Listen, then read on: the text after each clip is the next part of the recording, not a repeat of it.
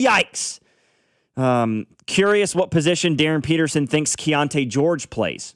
Valid question. He's been the starting point guard for the Utah Jazz the last couple of years.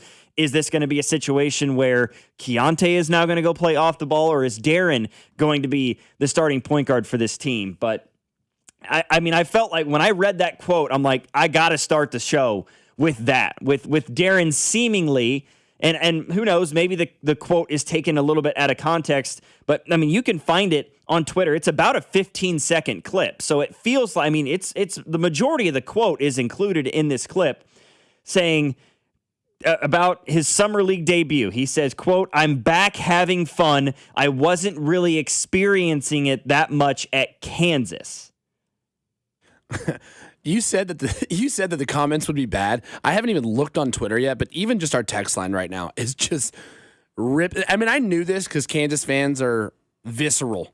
You know, hey, if you disrespect our program, we're coming for you. Somebody from the 785. You mean getting paid $3 million to OD on creatine isn't fun? What? I'd like that shot. That person says the feeling was mutual. Yee. His quote actually, somebody is from a 913. His quote actually makes me more upset with Bill Self than with Darren. Okay, that's an interesting perspective. Darren was immensely talented, and that leads me to believe Self didn't utilize him properly. Very possible. I think that, I mean, even with this quote, I mean, it makes me upset with Darren, and I'm not even a Kansas fan. But yeah, I feel like you can. It's not mutually exclusive. You can be upset with Bill and be upset with Darren Peterson to a certain extent. And I feel like a majority of Kansas fans should be upset with both at the way that the entire situation was handled last year. It's a shame they forced him to play at KU. Was he forced to play at KU? I don't think he was forced, was he? I feel like that's sort of the point that they're trying to make. Yeah. Maybe his playing time issue was because he, quote, wasn't having fun, so he wasn't going to play if it wasn't his vibe. If that's the case, he should not have been the second overall pick. If that's the case, he didn't play a lot because it wasn't his vibe, that is one of the more unprofessional things I've ever heard in my life. Like I'm not going to not host a show here on this radio station because it's not my vibe. Like that's not how being an adult works. That's Logan, not how being a pro works. Just not feeling it today, guys. Sorry. Can't do it, won't do it. I'm just feeling a little down in the dumps. I just don't want to be on the radio today. Peace. No, that's not. And if that's the case, then the man should not have been the second overall pick in this draft. That's somebody says, can't be point when you have 8 turnovers. Get something. Not going to repeat that. The FCC would not have a great time with that. Dude can have an opinion. Different players fit better in different systems. It wasn't his preferred system. And I mean, very evident that it probably wasn't his preferred system. You signed up to play in that system, though. You signed a scholarship offer and accepted an NIL package. I don't know. I mean, no disrespect. I just got in my work van. What the hell is going on right now? I'll re-explain. So, yesterday, you had Darren Peterson against AJ DeBansa, right? It's the matchup of the top 2 picks in this last year's NBA draft, or earlier this year's NBA draft, playing in the Summer League against one another. Wizards against the Jazz. DeBansa, I think, won the battle, 27 points, 7 rebounds. Darren finished, with 24 points, but he had 8 turnovers. After the game, there's a clip on Twitter. You can find it via Dave McMenamin of ESPN, where he is asked about his Summer League debut. This is Darren Peterson, right? Second overall pick, played at Kansas last year. And he said, and I quote, "I'm back having fun. I wasn't really experiencing it that much at Kansas."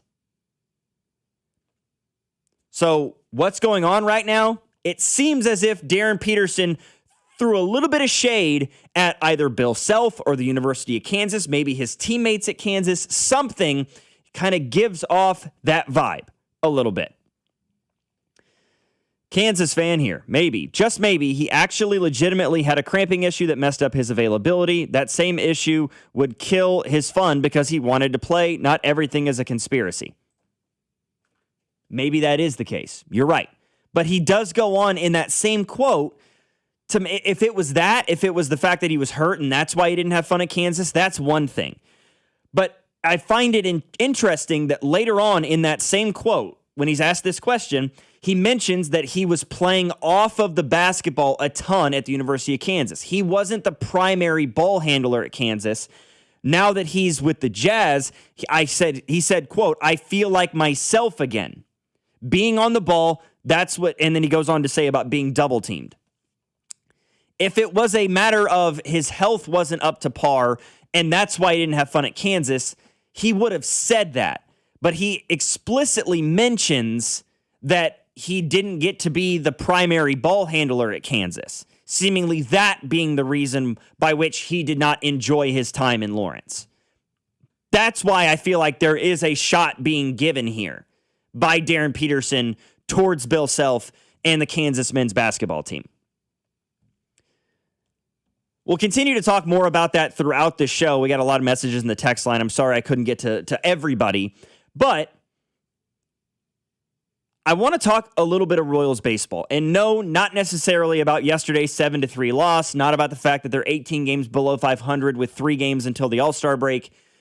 I want to talk about the fact that we, as much as it sucks because this team hasn't been in any way, shape, or form competitive outside of one trip to a divisional round series against the Yankees, folks, I think we are witnessing the greatest 3-year stretch by an individual player in Royals history. And the numbers seem to back that up. So yesterday, there was a couple of tweets that came out saying that George Brett, the best 3-year stretch by a single player in Royals history, surprise, surprise, is George Brett. 1978 to 1980. He had a WAR of about 23.4, which I'm not the biggest believer in wins above replacement, but as a seemingly one-off indicator, it can be used as a tool. It's not the end-all be-all in my opinion. That's why I believe Salvador Perez should be a Hall of Famer, despite what his WAR wins above replacement is, because I feel like it's a skewed stat. It can be a good benchmark. During that stretch, 1978 to 1980, George Brett had a WAR, a wins above replacement of 23.4. After yesterday's game, in which Bobby Witt Jr. hit his 13th home run of the year, he's got a 21.5 WAR. So he is just 2 wins above replacement behind George Brett right now, and we haven't even hit the All-Star break yet. If you look at that 3-year stretch for George Brett, which does include the 390 season, he had 538 hits, 54 home runs, 287 ribbies, and 55 stolen bases. Bobby Witt Jr., to this point in 2026, so 24, 25, and now 2026, up to this point, we haven't even hit the All-Star break yet, Bobby Witt Jr. has 494 hits. 44 less hits than George Brett with, just under half the season left to play. He's got 68 home runs, 14 more than George Brett. He's got about 50 less RBIs and 40 more stolen bases. Then you get into the accolades between those two guys and the most dominant 3-year stretches of their careers. 1978 to 1980, of course, you've got the MVP that George Brett won in 1980, the only MVP in Royals history. Bobby Witt Jr. does not have an MVP along this 3-year stretch. As much as I love him, he could have a ridiculous second half of the year. I still am not convinced that Bobby Witt Jr. is going to win the AL MVP because he's playing on a bad baseball team. Like, that night, that Royals team in 80 got to the World Series. Like, they were a good ball club. They were a contending team, no question about it. This Royals team is not, and I feel like that's going to be seen as a serious detriment to Bobby Witt Jr. But He finished 4th in the MVP voting 2 years ago. He finished 3rd in the MVP voting last year. I expect another top 4, top 3 finish again for him this season. Likely going to be Yordan Alvarez that wins the American League MVP, at least as of this moment. So, yeah, no, he doesn't have an MVP, but he's going to have 3 top 4 finishes, most likely, in the AL MVP voting. And when you look at who he lost to in those MVP situations, yeah, he lost to Aaron Judge. Like, okay, so be it. He lost to Aaron Judge. He finished 3rd last year behind Aaron Judge and the guy that hit more home runs in a single season than any catcher ever has ever. Okay, so be it. And I would even argue storylines drove those MVP seasons instead of maybe true statistical facts. I mean, the year that Bobby led the league in hits and either first or second in WAR and also putting together 30-30 seasons. I mean, again, it all kind of comes back to storylines. Bad baseball teams don't make good storylines. Yeah, he finished 2nd in that MVP voting in 2024. Leading the league in games. He played in 161 games, most in the league. Hit 211 hits. He had 45 doubles. 11 triples. 32 home runs, 109 RBIs. He stole 31 bases. That's an insane stat line, by the way. 332 batting average. He had a 977 OPS. And didn't win the MVP because Aaron Judge hit 58 home runs and drove in 144 and had an OPS of 1159.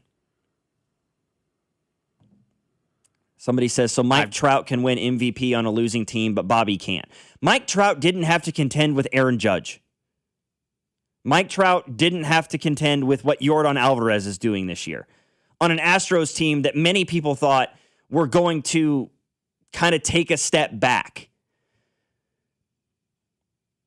I think that he still can. I just don't have a ton of belief in it with how bad this Royals baseball team is. And even when Trout was winning MVPs, they were, a middling baseball team. This Royals team is on a collision course for a 90-loss season. When's the last time a team lost 90-plus games and a guy won an MVP out of it? I don't know off the top of my head. But in terms of the accolades, no, Bobby doesn't have the MVP and likely won't have the MVP in the 3-year stretch that he's putting together right now. George Brett does. George Brett didn't win a single Gold Glove in that 3-year period. Bobby's won 2 already and a Platinum Glove and is probably going to win a 3rd Gold Glove at shortstop again this season. George Brett had 1 Silver Slugger in that span. Bobby's got 2 in that same span. Could be in contention for a 3rd out of the shortstop position. So while he doesn't have the coup de grace, he doesn't have the mountaintop accolade of the MVP that Brett had in 1980, the other accolades that he has, the fact that he is within spitting distance of George Brett in hits and in RBIs right now with the second half of the season left to be played, he already has more home runs, he already has more stolen bases, and he's certainly a better glove and a better base stealer. Plus, like you mentioned, the WAR by the end of the season, we can only assume is going to surpass. Yeah, he's got Bobby Witt Jr.'s got a 4.8 WAR already this season. And so I still think that Bobby has the more impressive single stat line of the 30-30. That's so hard to do. You just don't see that a lot. And it's so unfortunate for Bobby to have, a 30-30 season. The fact that came the same year that Shohei Ohtani created the 50-50 club. Yeah. Like, that's the same year with LA that Shohei hits 54 bombs and steals 59 bases. The year after you had, that's the year after. So in 2023, that was Ronald Acuna stealing 60 bases and hitting 30 home runs. These guys are doing things nobody's ever seen before. I feel like that became a detriment to Bobby in that 2024 season of he had 30-30. That's pretty good. But Shohei had 50-50. Yeah, Acuna had the 40-70 club. Yeah, 40-70. That's what it was. Crazy. And then Same year, Bobby had 30-30. The next year, Bobby had 30-30. Shohei has 50-50. So it's like those two things overshadowed, but he became the first shortstop ever, first person ever at his position to have two back-to-back 30-30 seasons. How many great shortstops have we had? Alan Trammell, Derek Jeter, Alex, A-Rod. A-Rod. I mean, A-Rod never even did it. Cal Ripken. Jimmy Rollins, Cal Ripken. Yeah, like. There have been so many great. I mean, I would argue that you look at positions on the infield of a baseball team, surprisingly, the shortstop is the best player on a lot of these clubs and kind of has been. Some of the best players in baseball have traditionally been at the shortstop position rather than like at second base or even third base for that matter. But I don't know. I feel like it raises an interesting conversation of, are we witnessing the best 3-year stretch by an individual player in Royals history? And the numbers, at least as of right now, barring an injury to Bobby Witt Jr., where he misses a big chunk of the second half of the season, the numbers kind of skew you towards, yeah, it might be Bobby Witt Jr. 24-26 rather than George Brett in 1978 to 1980, which makes it all the more infuriating that this team is terrible. Somebody said Alex Rodriguez in 2003 with the Rangers, he won the MVP despite the team going 71-91. The Royals going 71-91 might exceed expectations from where we are at this point in the year. But I thank you for answering my question of, like, has a guy won an MVP on a 90-plus loss team? It's A-Rod. Fair. I think it's also fair to point out that was 23 years ago. That's a hot take from an 816 in the text line. Cags will win an MVP before Bobby. Hot take, man. Very hot. The only way I could see it is because Jack hits home runs. Because Jack Caglione is going to have the benefit now and hopefully very, very far into the future of having the ability to hit behind Bobby Witt Jr., the ability to drive in Bobby Witt Jr. That's one of the things that's so unfortunate. And what was so impressive about that 2024 season for Bobby Witt Jr., to have 109 RBIs hitting second in the order, when we all remember what the back half of that Royals lineup is or was. I mean, that's the only thing I could see. Not crazy because Aaron Judge doesn't do anything defensively and still wins it all the time. Yeah, because he hits home runs, right? And that's why Cags would be a guy, because he hits the long ball.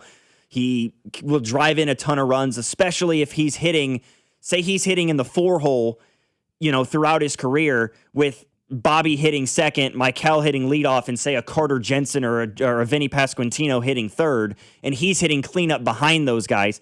Yeah. The home runs are going to cause a ton of RBIs in his career, which may end up skewing MVP numbers into his favor versus a Bobby Witt Jr. But Aaron Judge also, he just hits the ball well. Yeah, he hits a ton of homers. He strikes out a lot, but he walks a ton, and he hits for a really good average at the same time. I mean, he was in the Triple Crown race last year. My argument would be that all he does, like you said, all he does is hit bombs, and plus he's on a good team that has a supporting cast around him that gets on base that allows him to get RBIs. He is a fantastic hitter. I am not taking that away from Judge at all. He is a slightly above average outfielder. Yeah, his fielding is not there. The base running, he's not the 5-tool player. Below average. He's not the 5-tool player that Bobby Witt Jr. is. He's not an all-around great player. I've said before, Bobby Witt Jr., in my view, is the best all-around 5-tool baseball player that this league has to offer. That's when you can just say, Logan, he's the best baseball player. But I believe he's the third best baseball player in Major League Baseball, because obviously, are you throwing Ohtani because Shohei Ohtani's a unicorn? He's the okay, I got you. Because he can do all of it. He can hit well. 50 home runs. He can steal 50 bases, and he can have a sub-2 ERA and pitch at a Cy Young level all at the same time. You know what? The guy's an absolute unicorn. You're right. I got you. And Aaron Judge is absolutely nuking baseballs. I mean, last year, I kind of wanted to see Cal Raleigh win the MVP because of what he was doing as a switch hitting catcher, but Aaron Judge hit 53 home runs. He had 114 runs batted in, He walked 124 times, and he had a .331 batting average. That's insane. He struck out 160 times and had a .330 batting average. It can't just be he hits a lot of home runs. He does hit a ton of home runs, 53 of them last year to be exact, but he still had 180 hits, and he scored 137 runs, which led Major League Baseball. I mean, he led the majors in WAR, runs, walks. He didn't lead the league in home runs or RBIs last year, but he had the best batting average in baseball, the best on base in baseball, the best slugging in baseball, and an OPS of 1144. I understand the sentiment of Aaron Judge he wins MVPs because he hits home runs. That's why he wins MVPs, but that's not the only thing that makes him a great baseball player. Guy's a career .291 hitter. Yeah, well, like he you and I doesn't both just hit stated, bombs. we're not taking away anything from his batting. No, the problem is that all. that's what he does. That's what he does. That's his value is in the batter's box. His value is not in right field. His value is not when he's standing on first base. The possibility of him stealing second. That's just not a thing that exists. Don't need to steal second when you put it four bleachers deep. Correct. 913-586-7965 is our number. Talking about Bobby Witt Jr., could this be the greatest 3-year stretch by a Royals player in franchise history? Why don't we talk to Jake Eisenberg about that when we come back here on Cody and Gold? Logan Weber filling in for the guys alongside Blake Schnieders filling in for Drew here on your home for Kansas City Sports, 96.5, The Fan. This is Cody and Gold on your home for Kansas City Sports, 96.5, The Fan. Brought to you by Heartland Men's Health, the leader in men's sexual health. Thousands of men have been successfully treated for low T, ED, and more, all with discretion and compassion. Make your appointment at heartlandmenshealth.com. America is turning 250 this year, and Circus Sports is celebrating by offering all users in Missouri $250. Dane Hughes here, and for everyone in Missouri, all you have to do is deposit $250 on your Circus Sports app. Then play through that deposit. Once you do, Circus Sports will reward you with $250 right in your account. This is available for everyone in Missouri, new and existing users. Celebrate 250 years and find out more at circusports.com today. Must be 21 or older in Missouri. Gambling problem? Call 1-800-GAMBLER.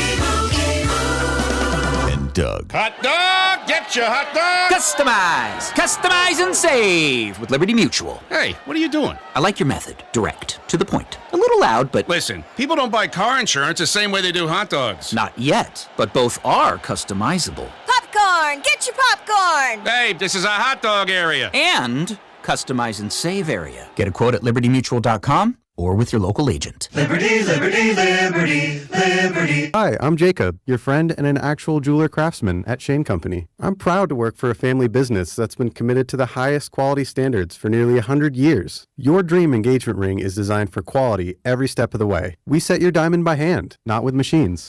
Prong tips are beautiful and secure, and intricate details are thoughtfully crafted. At Shane Company, there's no shortcuts, just craftsmanship. Because a friend knows true love deserves the highest quality. Visit us in store or at shaneco.com. Shane Company, your friend and jeweler. T-Mobile has an exclusive bundle for customers 55 and up. I'm Sarah Bowl. Yeah, I'm Frank Bowl. A reliable network is key for us. And with T-Mobile, it's been wonderful. And going to the 55 plus plan saved us so much money. A lot. And that's important. Trying to keep costs down. The home internet's been perfect. It's fast, it's quick. The setup was so easy, it took less than 15 minutes. It was like, if you want simplicity, coverage, reliability, you want the whole package, T-Mobile has it. Right now, T-Mobile customers 55 and up can get 2 phone lines on America's best network, plus America's fastest 5G home internet for just $30 each. $30 per month each line with autopay plus taxes and fees. Minimum age 55. Pricing for home internet rely on 2 lines of Essentials Choice 55. $35 connection charge per line required. Best mobile network and fastest 5G home internet based on analysis by Ookla of Speed Test Intelligence data 2H 2025. All rights reserved. Did you hear? Allstate car insurance now costs even less. So when you bundle with home, you can save even more. Check Allstate first to bundle and save with a new lower auto rate. You're in good hands with Allstate. available in every state. Only applicable for new auto insurance business. Rates will vary by several factors, including how you purchase the policy. Potential savings may vary. Allstate North American Insurance Company and Affiliates, Northbrook, Illinois. This is the story of the one. The one who keeps multiple buildings running smoothly day after day. Plumbing that flows, HVAC that hums, cleaning supplies that keep surfaces sparkling. That's why she counts on Grainger. With easy reordering online and 24/7 support, Grainger helps her keep the products she needs on hand. So shelves stay stocked and buildings stay ready. Call 1-800-GRAINGER, click Grainger.com, or just stop by. Grainger, for the ones who get it done. Fanatic Sportsbook makes every baseball game day this season hit harder. Swing for the fences with long ball jackpots. Just pick the player who hits the longest homer of the day to win a share of $50K in fan cash. Every day brings a new shot to win. Customers also get baseball profit boosts every game day. And your bets earn you fan cash, win or lose. To spend on merch, tickets, exclusive experiences, and more. Go deep this baseball season and download Fanatic Sportsbook today for the best baseball betting experience each and every game day. Fanatic Sportsbook. Winning hits different here. Must be 21 plus. Gambling problem? Call 1-800-GAMBLER or 1-800-MyReset. CT call 888-789-7777. MA call 800-327-5050. NY call 877-8-HOPE-NY. MD visit mdgamblinghelp.org. Offer not available in all states. Terms apply. See Fanatic Sportsbook app. This report is brought to you by Rawhide Harley-Davidson. It's Rawhide Harley-Davidson's 000 event. 0 cash down, 0 interest, and 0 payments until next year on any new Harley this week. Annual percentage rates such as 2.99% and no payments until next year on any new Harley. At Rawhide Harley's 000 event now through Sunday. No payments for 7 months, no interest for 90 days with approved credit. You're listening to 96.5 The Fan from the DM Injury Law Studios. Mike's got this. Car, truck, or motorcycle wreck? Remember, Mike's got this. 816-888-7500. Mike's got this.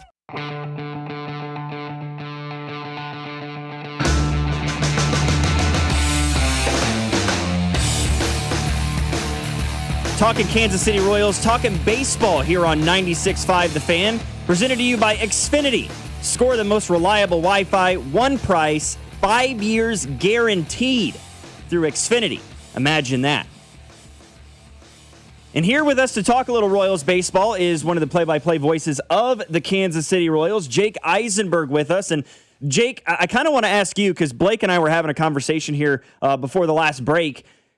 The numbers between what's considered to many the greatest 3-year stretch by an individual Royals player in franchise history is, of course, George Brett. From 1978 to 1980, the numbers are outrageous. But when you consider what Bobby Witt Jr. has done from the start of the 2024 season to today, prior to the All-Star break here in 2026, the numbers are not as far apart as you may think. And in fact, Bobby has already surpassed him in some of those. In your view, is it a reasonable argument to have of whether or not this 3-year stretch by Bobby Witt Jr. is as good or maybe even better than that 3-year stretch by George Brett? Oh, man, you guys are coming out guns blazing this morning, aren't you? Trying. I mean, what am I supposed to do with that? I mean, look, I'll be honest. I'm going to have to abstain because I never got a chance to see George Brett play. You know, I wasn't born when he was playing, you know, unfortunately. And so I've seen the highlights and I know what he did and I've seen the numbers and he's the greatest player in Royals franchise history, full stop. Does Bobby Witt Jr. have a chance to get there, continuing on the track that he's been on? Absolutely, because all I've seen from the moment he made his AAA debut in Omaha back in 2021, I've seen a player that does something spectacular just about every single game, day in, day out, night in, night out. And in my opinion, over the last few years, he has been the best all-around player in the entire sport. I can speak to that here and now. He's the best all-around player in the entire sport. I completely agree with that sentiment, and I can applaud your very politically minded answer there. And by that, I mean abstaining away from an answer. I talking about the series against the New York Mets, of course, a 7-3 loss yesterday. But I feel like the big storyline for the Kansas City Royals right now, and it goes back to that 4th of July game against the Phillies, what is Tyler Tolbert doing on the baseball field right now? I mean, setting MLB marks for consecutive at-bats with a hit, going 12 for 12 in that stretch. He even goes 1 for 3 yesterday. What do you make of the way that Tyler Tolbert has performed over, say, the last calendar week? And, maybe it's not something we can expect moving forward, but could we expect to see a little bit more of Tyler Tolbert in the lineup day-to-day the rest of the year? I'll tell you what, it's one of the coolest things that I've ever seen on a baseball field, that kind of streak to have 12 consecutive plate appearances with a hit.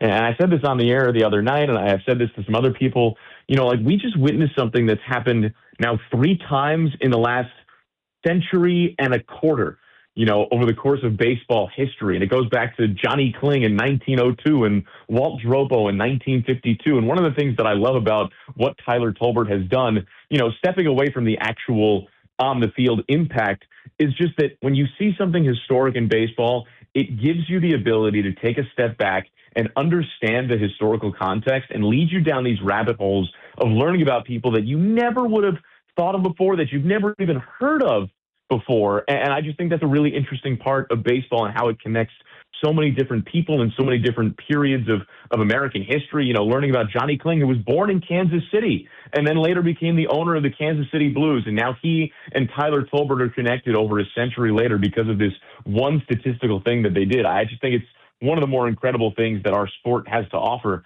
As far as what he's done on the field, I think you're seeing, in practice that speed never slumps. Over the course of this last week or so, of the now 13 hits that he's racked up, 7 of them have been infield hits. Good things happen when you put the ball in play and you can fly like Tyler Tolbert can. And I thought that, Ryan and Q in their pregame conversation the other day touched on this a little bit. Guys that can play multiple defensive positions don't get nearly enough credit. We saw Tyler Tolbert fill in starting at shortstop when Bobby was dealing with his knee sprain, and Michael Garcia has been on the injured list. We've seen Toley start at second base. We've seen him start in right field. We've seen him start in left field, and he's been really solid in each one of those spots. He made a great catch against that Francisco Lindor line drive the other night. He started a crucial double play early in yesterday's game. He has done everything that has been asked of him to do, and it has been so much fun to watch because he is one of the great guys in that clubhouse. There's a reason why he's beloved. Of course, the big news that we got yesterday was the official announcement. Jack Caglione is going to be participating in the T-Mobile Home Run Derby early next week. You and I we talked about this with Alex on this show maybe week and a half, 2 weeks ago. And you seemed like you thought this was a real possibility. What's your excitement level in getting to watch Cags compete in a home run derby format like that? And what do you believe his chances are? I mean, it's the pure jaw-dropping power stuff, right? Of the 14 home runs he's hit this year, they have an average distance of 418 feet. Among guys that have hit at least 10 home runs, that is the longest average distance for a home run. And that's what, the home run derby is all about, right? How far does ball go? How hard can you hit ball? I mean, that's the whole spectacle. And so I think that's going to be a really cool thing to watch. I know that his dad is throwing to him. I know that they also kind of teamed up for the Arizona Fall League Home Run Derby a couple of years ago. I'm just really excited to see his jaw-dropping power on display. And if he gets into a rhythm, and we've seen in home run derbies, now over the last few years, if you can get into a rhythm with that swing and you can launch 6-7 home runs in a row, it can be a real incredible spectacle. I'll be curious to see how the format changes impacted this year, where it's less about getting swings off in a certain amount of time. It's more about, how many outs you have and making sure you make the most of those swings. But he's got as good a chance as any that are in the field. Yeah, taking a look at the 6 names that are in the field alongside Caglione: Junior Caminero, Wilson Contreras, Bryce Harper, Jordan Walker, and Ben Rice. 2 names that have still yet to be revealed. Any thoughts as to who those 2 names might end up being, who those 2 guys are? I've heard conversations about Kyle Schwarber or maybe James Wood of the Washington Nationals. Who are the 2 names that you would like to see round out the field? I mean, I got to think that one of them is going to be Kyle Schwarber. I mean, how could it not be, especially in Philadelphia? I love that Bryce Harper is doing it. Frankly, I think that's going to be really, really cool. It's always great when there's a hometown player that participates in the home run derby. I can't imagine that Kyle Schwarber, who's been one of the premier home run hitters, over the last few years, is not going to be a part of it too. I think James Wood would be really fun to watch. Also, Off the top of my head, I know he might not be 100% healthy, but what Munetaka Murakami did at the beginning of this season with his 20 home runs in the blink of an eye, that would be fun power to see on display. I'll be honest, candidly, I'd love to see Yordan Alvarez in the home run derby. I think that dude has as much power and presence as any hitter in the game. Of course, I'd love to see Shohei Ohtani do the home run derby, but the guys that are in it, we saw Junior Caminero, unfortunately, firsthand put on an incredible power display. I think he's going to be really fun to watch. I think Tags is going to be really fun to watch. Harper's going to be incredible. I'd love to see Kyle Schwarber be one of those last two that's in it. And as we look ahead to the future here, I want to ask about, of course, tomorrow is the MLB draft. It starts tomorrow. Have you heard anything from either Q or JJ Piccolo? Any thoughts, any insights into where the Royals might be looking as we head into tomorrow? Of course, they've got the 6th overall pick in the first round. To be honest, I haven't heard a whole lot. I also admittedly haven't asked about it a whole lot. I did read Annie Rogers' piece in her newsletter, which is fantastic. Always encourage you to read that. She was talking to Brian Bridges, who's directing the draft for the Royals, and how they're having their whole draft processes down in Arizona this year because of some of the complications with World Cup matches happening at the Truman Sports Complex. And part of that conversation was about how there seems to be a pretty clear consensus top 4-ish players on the draft board. And of course, the Royals are there at 6, so some of it is going to be, does somebody fall? Does another team make a decision in a different direction that's unexpected? Who's there at 6 that's a part of that, really top 1% of 1% of the prospects and players being drafted? I have the feeling that the Royals are going to take the best possible player out there. That's what they've done now the last couple of years. That seems to be the case, and it certainly seems to have served them well over the last couple of years. I know Sean Gamble got off to a slower start down in the minors, but he seems to be picking up the pace, and he's still just getting his feet wet in baseball after playing high school last year. So I'm excited to see who the Royals take and how that player progresses over the course of their career. And we know that there have been a couple of first-round picks right now that are at the center of the Royals lineup, and Bobby Witt Jr. and Jack Caglione. Those are two of the first-round picks over the last, 5, 6, 7 years or so. And Carter Jensen's at the top of the lineup. He wasn't a first-round pick, but you can make an argument that the way that 2021 draft unfolded, that Carter Jensen was a first-ish round talent that, got over slot in the 3rd round, and there's a reason why for that. So I'm excited to see what happens with the draft. I'll be honest, I think it's a little bit, the schedule this weekend is a little bit strange where everything seems to be happening all at the same time. I'd love for these events, the futures game, the draft, to have kind of their own window. Because it's going to be hard for, admittedly, me, someone that enjoys those two events, to follow them when we're also, watching the Royals hopefully beat up on the Orioles this weekend. That's Jake Eisenberg, the play-by-play voice of the Kansas City Royals. Jake, appreciate you taking the time this morning, my man. Of course. Thanks, guys. Thank you very much, Jake. Appreciate it. 913-586-7965 is our number. I wanted to ask him a little bit about the trade deadline, what he thinks about the possibility of what could end up being somewhat of a fire sale for this Kansas City Royals team as we approach August 3rd, but who knows how that whole thing is going to play out. We've got some information from Ken Rosenthal. He came out with a report yesterday that does indicate that there may be a couple of names that a lot of Royals fans are keen on the possibility of trading that may end up in a Royals uniform, at least for a little while longer. We'll get to that later on in the program. I wanted to talk World Cup for just a moment. Only one game yesterday, quarterfinal game yesterday, France and Morocco. And despite Mbappe getting banged up in the game, he does score a goal, and the French win it 2-0 over Morocco. Mbappe scored in the 60th minute, his eighth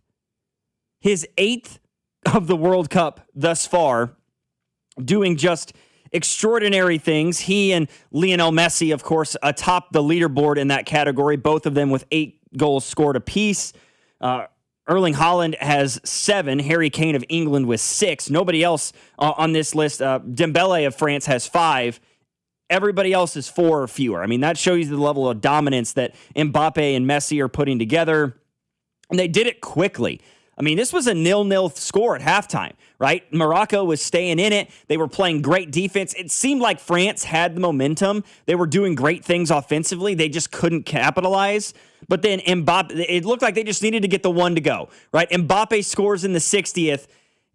6 minutes later, Dembele scores in the 66th minute, and it goes from 0-0, and Morocco's got as good a chance as anybody to down 2-0 and trying to score against France. That's a tall task for anybody.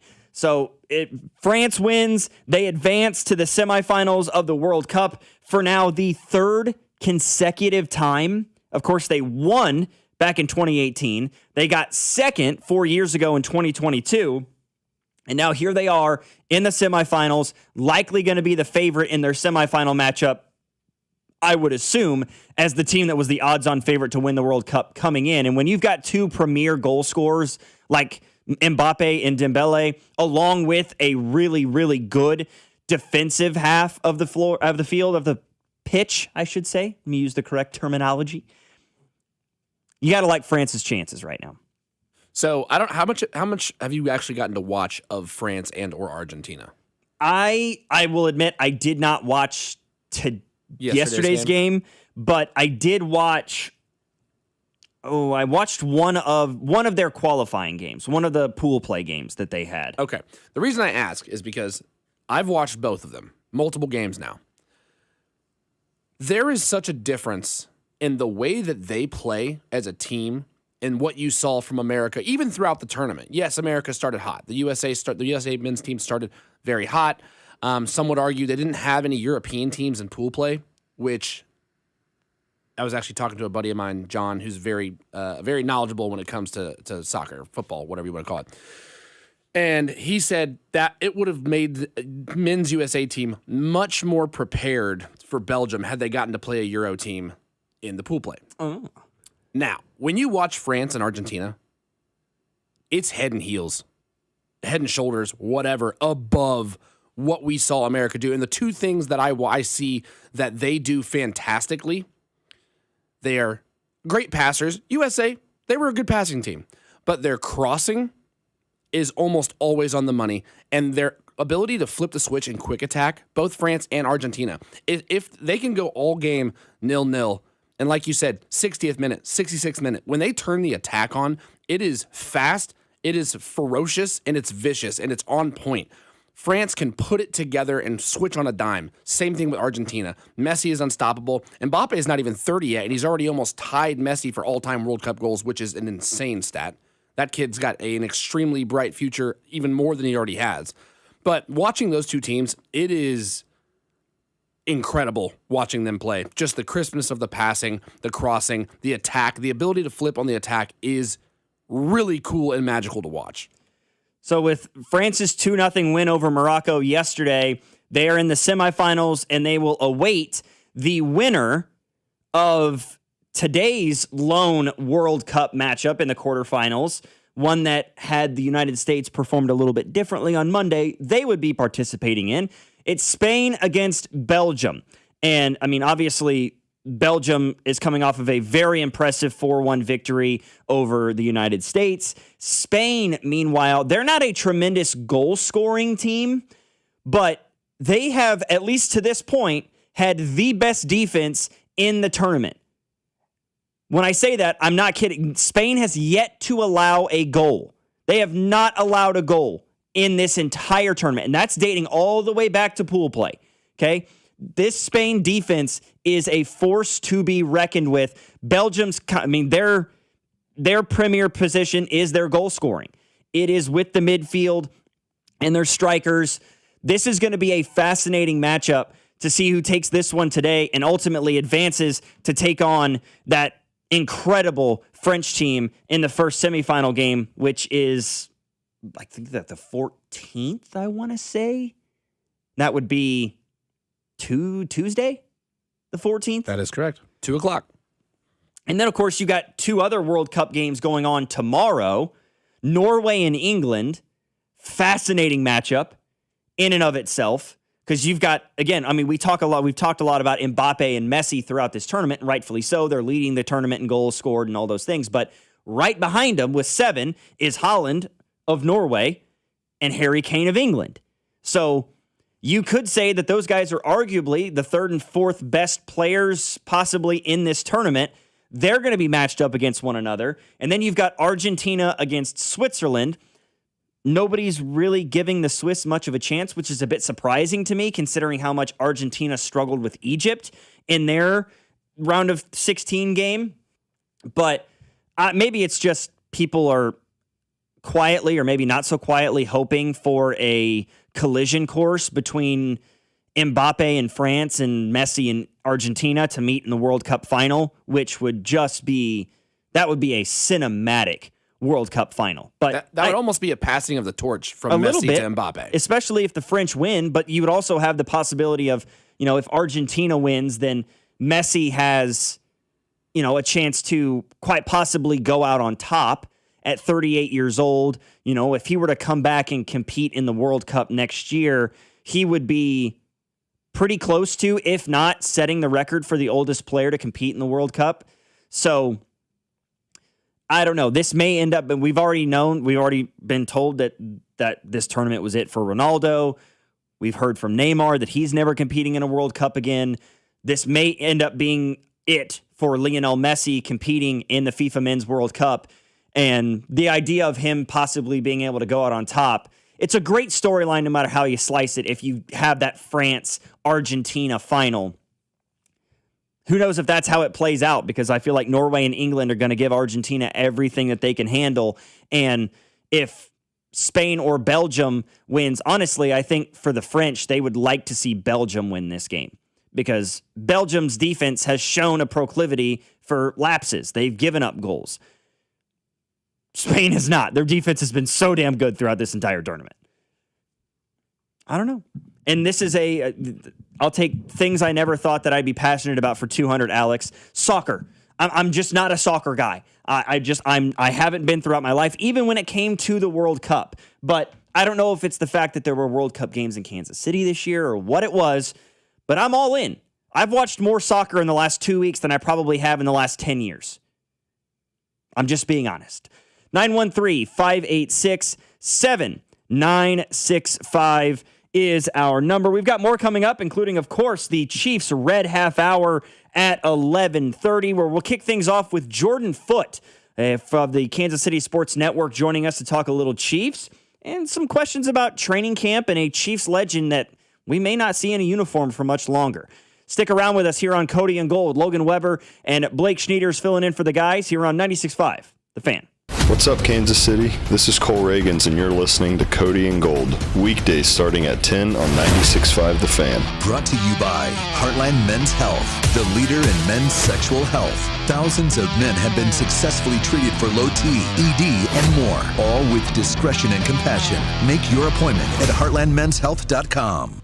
The world's best soccer teams know success starts with a strong game plan. AAA believes your insurance should work the same way. Visit AAA.com and you could save up to 21% by switching to AAA Auto Insurance. You can save even more if you bundle 2 or more policies, like auto and home, to unlock additional multi-policy savings while keeping all your coverage on one team. Head to AAA.com to simplify your insurance, save money, and protect what matters most. One game plan, one team. AAA Insurance. I know everyone is feeling the pinch of high gas prices right now, and that's why I love Hy-Vee. They have fuel saver discounts scattered throughout the store. I love going up and down the aisles trying to find those fuel saver discounts. And if you shop Hy-Vee this Saturday and Sunday, you're going to get a 30-cent per gallon fuel discount when you spend $60 on groceries. So you can stack up the savings with Hy-Vee fuel savers, and your next fill-up could be free. There's nothing better than saving money on gas and doing it only at Hy-Vee. Your days are busy. Drop-offs, meetings, practice, and then, somehow, make a healthy dinner. Skip the grocery run and let Hy-Vee help. With Hy-Vee online shopping, you can order your groceries in minutes, choose pickup or delivery, and get back to what matters most. Fresh groceries, great deals, and one less thing on your to-do list. Download the Hy-Vee app or shop online at Hy-Vee.com today. Hy-Vee, making lives easier, healthier, and happier. It is out of here. Man, if your strain isn't as strong as it used to be, or you're taking more breaks to the bathroom than the seventh inning stretch of a televised baseball game, We'll be back after this. it's time to get checked. An enlarged prostate or BPH could be the cause, and Kansas City Urology Care is here to help. Fast answers, trusted care. Don't wait. Come see Kansas City's largest, most experienced, and most advanced urology team. Visit kcuc.com today. At KCUC, you see the best in KC. When you need electrical services, AB May is here to help your house feel like a home again. Serving Kansas City for over 65 years, AB May handles it all, from generators, electrical panels, home lighting, and much more. When it comes to your home, solved is our standard. And AB May is committed to doing things the right way every time. Trusted by generations. Call AB May at 913-383-2222 or visit abmay.com today. Call your serviceman from AB May. Hey, it's Dusty Likens. The world's game at BetMGM is here. Bet on the soccer showdowns with 2 up early payout so that if you're up 2, BetMGM will pay you. That's right. Let's say you put your money on Leo Messi in Argentina. They go up too early in the first half. Well, BetMGM will pay you. That's right. Place a pre-game straight match result bet on any tournament game. If at any point your team is up by 2 goals, you will instantly win your bet. Then enjoy BetMGM's same-game parlays, daily promotions, player props, and so much more for the world's game. You like Ronaldo in Portugal. You like Harry Kane in England. Whoever it may be, don't miss your shot at an early win with 2 up early payout to get paid out if at any point your team is up by 2 goals. Regardless of the final outcome of the match, make it a tournament to remember with BetMGM. BetMGM and GameSense remind you to play responsibly. Gambling problem? Call 1-800-GAMBLER. See BetMGM.com for terms. 21 and older only. Missouri only. New and existing customer offer. Subject to eligibility requirements. Additional terms and restrictions may apply. Please gamble responsibly. $5,000. That's the average amount of money people in the U.S. are now spending on gas in a year. $5,000. That's crazy. If you drive, you have to download Upside, the free app that gives you cash back for buying gas. That's right. You can earn cash back with Upside just for buying the gas you're already buying. You can literally start earning cash back today. I use Upside, and just last year, I made nearly $300. You're putting gas in your car anyway. Why not get cash back? If you like extra cash, download Upside. I'm saving the cash I earn from using Upside to help pay for a vacation later this year. Download the free Upside app now to earn cash back when you fill your tank. Use promo code FRESH to get an extra 35 cents per gallon on your first tank. You can cash out anytime, right to your bank or a gift card for Amazon and other brands. Just download the free Upside app and use promo code FRESH for a 35 cents per gallon bonus on your first tank. That's code FRESH for a 35 cents per gallon bonus. This is the story of the one. As a maintenance engineer at a beverage manufacturing plant, he starts his day knowing every line is ready to run because Grainger delivers the industrial-grade products he needs to keep mixers, conveyors, and packaging equipment moving. With Grainger's vast selection of bearings, belts, and motors, he keeps operations running smoothly, so nothing grinds to a halt. Call 1-800-GRAINGER, click Grainger.com, or just stop by. Grainger, for the ones who get it done. Sound familiar? At Mattress Firm, we understand there are many problems that can keep you up at night, like snoring, aches and pains, or sleeping hot. Our sleep experts have the unrivaled know-how to match you with a mattress that can help. And now at Mattress Firm, save up to $700, plus get a free adjustable base with select Sealy Posturepedic mattresses. For the great sleep you deserve, visit Mattress Firm. We make sleep easy. Restrictions apply. See store or website for details. Hey, it's Rob Brinton, and now that we're winding down the Kansas City portion of this summer soccer tournament, we want to thank you all for listening to Beyond the Pitch KC, presented by our friends over at Commerce Bank. The final episode will be released on Wednesday, July 15th, on the Odyssey app or wherever you get your podcasts. Hey, it's Bobby Witt Jr., and you're listening to the home of the Royals, 96.5 The Fan. KFNZ FM and AM, HD1 and HD2, Kansas City, an Odyssey sports station.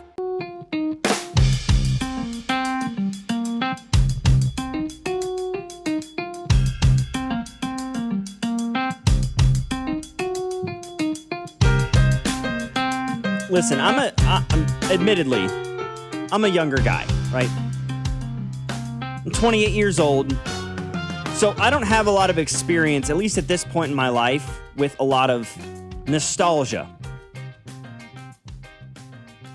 But something happened yesterday that has me excited about the possibility of feeling like I'm back in middle school, back in junior high, with no responsibilities, no bills to pay, just having to worry about my pre-algebra homework. Cody and Gold here on 96.5 The Fan. Logan Weber filling in for Cody and Alex. Blake Schnieders filling in for Drew here on 96.5 The Fan. Our text line, 913-586-7965 is our number. Remember that, 913-586-7965. Because I have a question for the gamers, all right? For those of us who like to get on the Xbox, the PS5, whatever it might be. In this specific situation, it happens to be the PlayStation 5. Because yesterday, with other than like a tweet from 3 weeks ago, no real notice whatsoever, Call of Duty dropped both the original Call of Duty Black Ops and Call of Duty Black Ops 2 onto PlayStation 5 servers yesterday. And I bought it. I shouldn't say I bought it. I bought the original Call of Duty Black Ops. I haven't bought Black Ops 2 yet. I'm not sure I will, because I wasn't into Call of Duty Black Ops 2 as much as I was the original Call of Duty Black Ops. And I need to know from people, am I going to be extremely excited and have that overwhelming sense of nostalgia, or am I going to be severely disappointed in this? Because, I mean, think about the fact the game came out 16 years ago. Like, I was in junior high. I was like ignore the sentiment, sixth grader, seventh grader when the game was being played. And it was, and still is, to this day, my all-time favorite video game. It was like the first online video game that I ever played, and I played it religiously. Like the summer before I became a seventh grader, I probably spent 14 hours a day playing that video game. You didn't have a lot of friends, did you, Logan? All my friends played online with me. We all played online. No, you're right. That's true. Somebody said, Jesus, how old are you? 27? I'm 28. Like I said, I'm a young guy. On. I don't have a lot of nostalgia in my life, but I'm so excited. I spent so many hours playing this video game. So many. More than I've spent on any other video game in my life, between the campaign itself, multiplayer game modes, zombies, and those sorts of things. You know, it only cost me like $20 because PlayStation Network's running like a sale on it right now, where if you buy it before August 6th, I want to say, it's 50% off, so it's $20 instead of $40. I'm so excited about this, and I was excited. I bought it yesterday afternoon before my wife and I had to go to a dinner. We got to go to a dinner with some of our friends. We got back from the house. The game was downloaded, and I'm like, oh, I had to prep for the show, so I didn't get a chance to play it last night, but I'm like just sitting there in the main menu. I'm hitting the L2, R2 in order to like stand up and walk around that initial room, right, that you can do in Call of Duty Black Ops. And I'm like, okay, I'm going to turn the PlayStation off and I'm going to go do my show prep. My wife's like, well, just give me the controller. And I'm assuming she's going to just like turn on Netflix or something on the PlayStation and watch TV in our bedroom. I go back in there. Nope. She's playing Call of Duty Zombies by herself.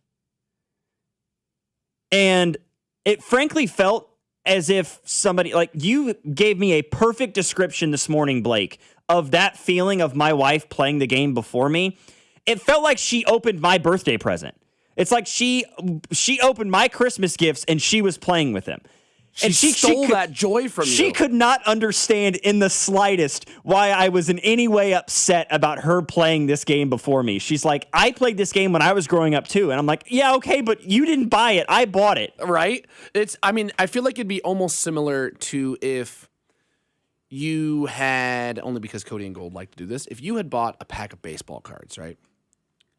Now, you wanted to go through these cards, but, you know, your little brother opened the pack. He didn't show you any of the cards, but he opened the pack first to look through them. And you're like, dude, yeah, that was my thing.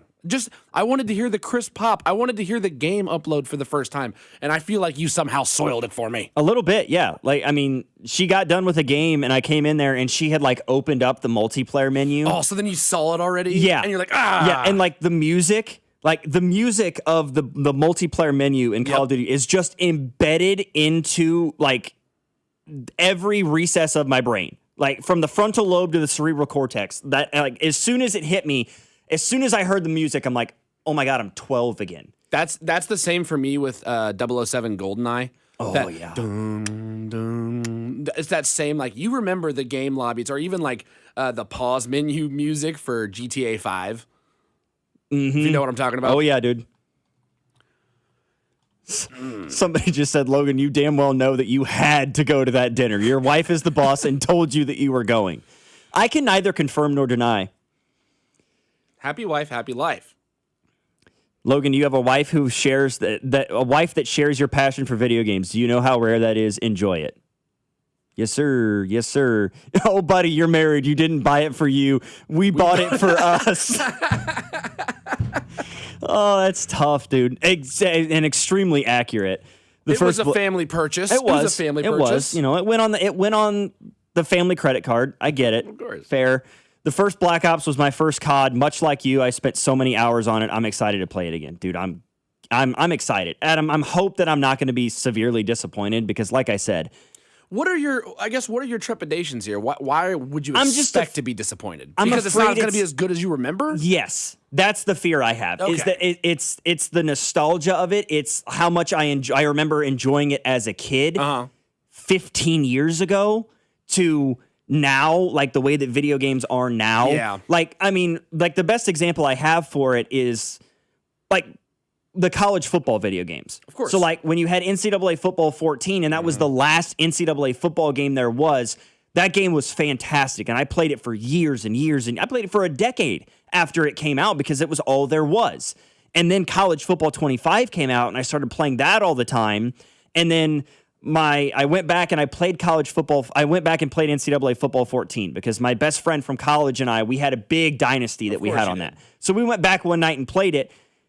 And it just wasn't the same. It was disappointing. Like I was excited about the idea of going back and playing it, and it just didn't hit the same. If that makes any sense. No, I get it. So I still have, because I do this nostalgic video game thing too. Because I'm only I'm 31. You're 28. We're only 3 years apart. I still have my working PlayStation 2 from 2002. I have a PlayStation 2 as well. Yeah. And let me tell you, I can still go back and throw in some Madden 2005. I can throw in some 007 Nightfire or the original like Medal of Honor Frontline. Like those types of games that were the graphics are nowhere near what they are today because they have made leaps and bounds in that department. But to me, those games I can still put it on and be like, this is amazing. Yeah, see, I do that. But I kind of temper my expectations because I'm like, I know that the graphics aren't going to look as good. Yeah. But it's still going to flood back all these memories. So I think you're going to have it because I assume you're going to play today. That's the objective. Yeah, we've got people coming over to the house around like 6 or 6:30. So I'm going to get home at about 3 o'clock. 2 hours. I'll play for a couple of hours, but yeah, I still do that with the PS2. Somebody said Medal of Honor Frontline. I have all those. I'm telling you, all the old Medal of Honor games, European Assault Frontline, dude. The Pearl Harbor mission. Oh my god! First mission of the game. Which one was that one? Unreal. Rising Sun. Yep. Yes, sir. Frontline though. That's the beaches of Normandy, right? Yeah, you're storming Omaha. Woo! Yeah, I mean it's a scene straight out of Saving Private Ryan. Yeah, That's dude. what it is. Straight up. And then like I have all the old Call of Duty games. And when I say old Call of Duty, some people think I mean like Black Ops or World at War, Modern Warfare. No. You're talking Call of Duty Classic, Call of Duty Finest Hour, yes. Call of Duty 2, Big Red 1. Like I've got all those old games on the PS2. And they still hit. They still hit. They still hit. So that's why I feel a level of confidence that Black Ops is still going to hit. Yeah, I remember the original Call of Duty before it ever turned into like an online big thing. It was just a great PlayStation game. Call of Duty 3 might have been the first one that had multiplayer. Maybe even Call of Duty World at War. Or Modern Warfare, I guess. Call of Duty 4 Modern Warfare came out before World at War, I think. And it yes, may it have did. been the It first did. one that had a multiplayer game mode. But, dude, I'm excited, man. Someone in the text line says MVP Baseball 2005. Great game. Shout out, man. That's an unreal game. We like to get nostalgic on this. I do, man. I think my wife is more excited for GTA 6 than I am. Yeah, I mean, I may end up buying GTA 6 eventually, but I'm not I don't have it pre-ordered. Like, I'm not going to jump on it the first day that it comes out. Did you ever play? Were you a Halo guy? No, I was always a PlayStation guy. Okay, so what you and your friends did for Call of Duty, we did that more like late high school, early college. Halo was my grade school. That's what we would all like hang around and play hours with our friends on the weekends. That would be our adjacent game. Halo 3, really. Halo 2 was great. Halo 3 was when online just exploded. Yeah, I never double XP weekends, stuff like that. Never really played Gravity Hammers because I always had PlayStation. So Somebody says from the 605, nostalgia is when you say Medal of Honor, Rising Sun, and I let out an audible gasp. These games were unreal, dude. Dear gaming nerds, I never thought I'd prefer World Cup Convo over this garbage. Oh, God. Come on, man. You can't be multifaceted. I can't have multiple interests. The lovely thing about the radio is there's more than one station. You can go listen to whatever you want. All right, we'll change gears here for a moment. We'll get back into some more sports-related subjects. How about this news? This came out yesterday in regards to the Kansas City Royals and the trade deadline. Ken Rosenthal, who is, of course, long been covering Major League Baseball, and as well as Will Salmon of The Athletic, reporting on what the Royals may end up doing at the trade deadline. And I'm wondering from some if this is a disappointing thing to hear. For one of these names, certainly, according to Ken Rosenthal and Will Salmon of The Athletic, according to people that are briefed on the Royals' plans, people with firsthand knowledge of what Kansas City is thinking going into the deadline, they are telling other major league clubs that they are going to listen. They will hear them out when they receive calls about Seth Lugo and Michael Wacha. But that the asking price for these two players will be, quote, massive. I don't know exactly what massive means, but just the word makes me feel as though we may still see Seth Lugo and Michael Wacha in a Royals uniform on August 4th. I'm far less confident in them being moved at the trade deadline than I was prior to that report from The Athletic. Which is kind of disappointing for me a little bit because I look at this Royals team and it's not a dig against Michael Wacha and Seth Lugo. It's not like I don't want them on this Royals baseball team. They have been the Royals' two best pitchers for the last 3 years. Consistently. What I'm saying by that is that this year is a wash. This year is done. It is DOA at this point. The nails are in the coffin. It's not coming back out. Seth Lugo and Michael Wacha are both going to become free agents at the end of next year in 2027. I am not sure, even despite the fact that he gave up 6 earned runs yesterday, I'm not sure the asking price for Michael Wacha is going to be any higher than it is right now. Fresh off of his second career All-Star nod, he's got the best ERA of any starting pitcher on the team. He's been the most consistent guy. He is out there on the bump every 5th day without question since he got to Kansas City. He's got the best return on investment that you could have from a Royals pitcher to deal at the deadline. But if the asking price is too big, then it sounds like you're going to have to hold on to him, and then his value dips dramatically because not only does he get a year older, he becomes a free agent at the end of next year. So if you try to, say, swap him at the deadline next year, people are going to look at him as a half a year rental, and that's going to hurt his market value. Same thing with Seth Lugo. With those two guys having, at this point, at this trade deadline, a year and a half left on their deals, a team that could acquire them feels like they're getting more value back in return. They're not getting a half a year and the possibility of re-signing them. That's not what this looks like if you trade them now versus next year. I have to feel like the value of them is going to drop so dramatically. Even if you try to trade them this offseason, the value is going to drop on those guys. I'm a little bit disappointed to hear that, but maybe the idea of a massive asking price for Seth Lugo and Michael Wacha is less massive than what I'm picturing in my mind. And that's kind of where I'm at. You also, I think the Royals have to set the bar somewhere. So don't come to the table with some petty offer that we're just going to be willing to trade these guys away for pennies on the dollar. You know what I mean? Like, it's like they're kind of setting the expectations, I feel like. And you can negotiate that down to maybe a more realistic asking price. But maybe they're just trying to kind of set that bar of like, all right, if you want these guys, you got to help us out. Because everybody knows they're in selling mode, but they don't have to if they really don't want to. Somebody in the text line just said, I would trade Wacha for Ohtani and Seth Lugo for Paul Skeens. What do you think? What do I think? I think that the Dodgers and Pirates need to bring more to the table than that. That's what I think. I feel like we're getting absolutely fleeced in that deal. Somebody from the 913. I mean, what are they supposed to say? Pennies on the dollar? Great minds think alike.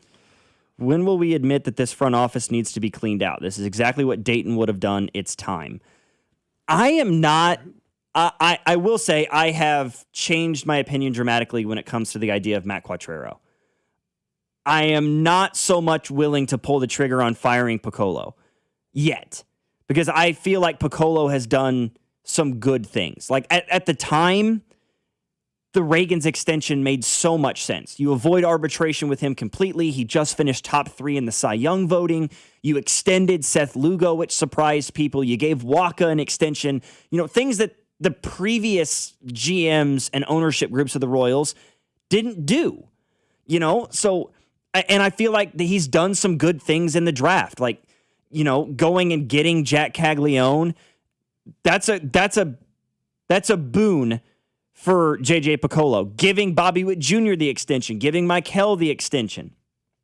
And those things, we can look at the Reagan's extension in hindsight and be disappointed. We can look at Vinny's extension right now in hindsight and be disappointed. But at the time that those things were announced, we were thrilled. I mean, it's hard to hold that against a general manager in that situation when the fan base was overwhelmingly in favor of it. Well, and I don't think you can argue either of those extensions. Reagan's, besides injury, has all the stuff to be your number one guy. And he proved it before he had gotten hurt, and that's why they had given him that extension. Vinny is proven multiple years now. He's a 100 RBI guy. How are you going to be mad at that? So, like, yes, we can be maybe mad in this exact moment, because like you said, hindsight's 2020. Right. But when it happened, and track record shows those were great moves. Yeah. And smart moves. Yeah. At the time that those deals were announced, in the same breath, people were saying extend J.J. Piccolo while he was doing it. He went and found under the radar kind of guy. I mean, he brought in John Schreiber, who people were irritated with last year, and he has really blossomed. Prior to this season, the Lucas Erceg acquisition and the Carlos Estevez acquisition look like genius moves from a general manager from a small market organization. I am much more confident in what J.J. Piccolo is doing and more concerned about what's going on with Q and what's going on in the clubhouse. And for you, somebody in the text line saying those are all Dayton guys, though. Yes, Dayton drafted Vinny. Dayton drafted Bobby. He didn't extend Vinny. He didn't extend Bobby. That was J.J. Piccolo. J.J. Piccolo drafted Jack Caglione, not Dayton. J.J. Piccolo signed Seth Lugo. He signed Michael Wacha, not Dayton Moore. So I feel like there is a give and a take with that sentiment. I don't know. So basically, not only is this season cooked, this comes from an 816, but if you get rid of those two pitchers, our next season is cooked because the Royals are too damn cheap to go out and pay money for 5. Good starting pitchers, our farm system is garbage, and all upper management needs to go. So there's a couple ways to dissect this. First of all, I'm not overly confident that next season isn't already cooked. I'm just being completely honest with you. I mean, Injuries have further derailed this thing, but it was pretty off the rail. It was teetering off the rails prior to Michael going down and Vinny going down and the bullpen's been awful, absolutely atrocious. And it's been a situation where it's always bad, and the starting pitching is great one day, and the hitting is terrible. And then the next day, the hitting is, the pitching is great, and the hitting, it's just been this constant back and forth where you can't even have two of the three going good at the same time, seemingly. I can't say with an express level of confidence that next year is going to be any different. What are the Royals going to be able to bring if they hold on to all these guys? If they hold on to Lugo and they hold on to Waka, I feel like Starling Marte is gone, Lane Thomas is gone. You probably trade Schreiber. I feel like they should keep Daniel Lynch, but maybe I'm in the minority on that just because you still have 3 years of team control left on him. Doesn't make sense at this point to trade away your, without question, best reliever right now in Daniel Lynch. What are you going to be able to bring in this offseason that's going to make you feel any better about next year? Salvador Perez, he's been better in July. I'll say that first and foremost. Definitely been better. Maybe he's turning it, but up until this point, it's felt like maybe this is the year that Father Time finally catches up to Salvador Perez a little bit. Yeah.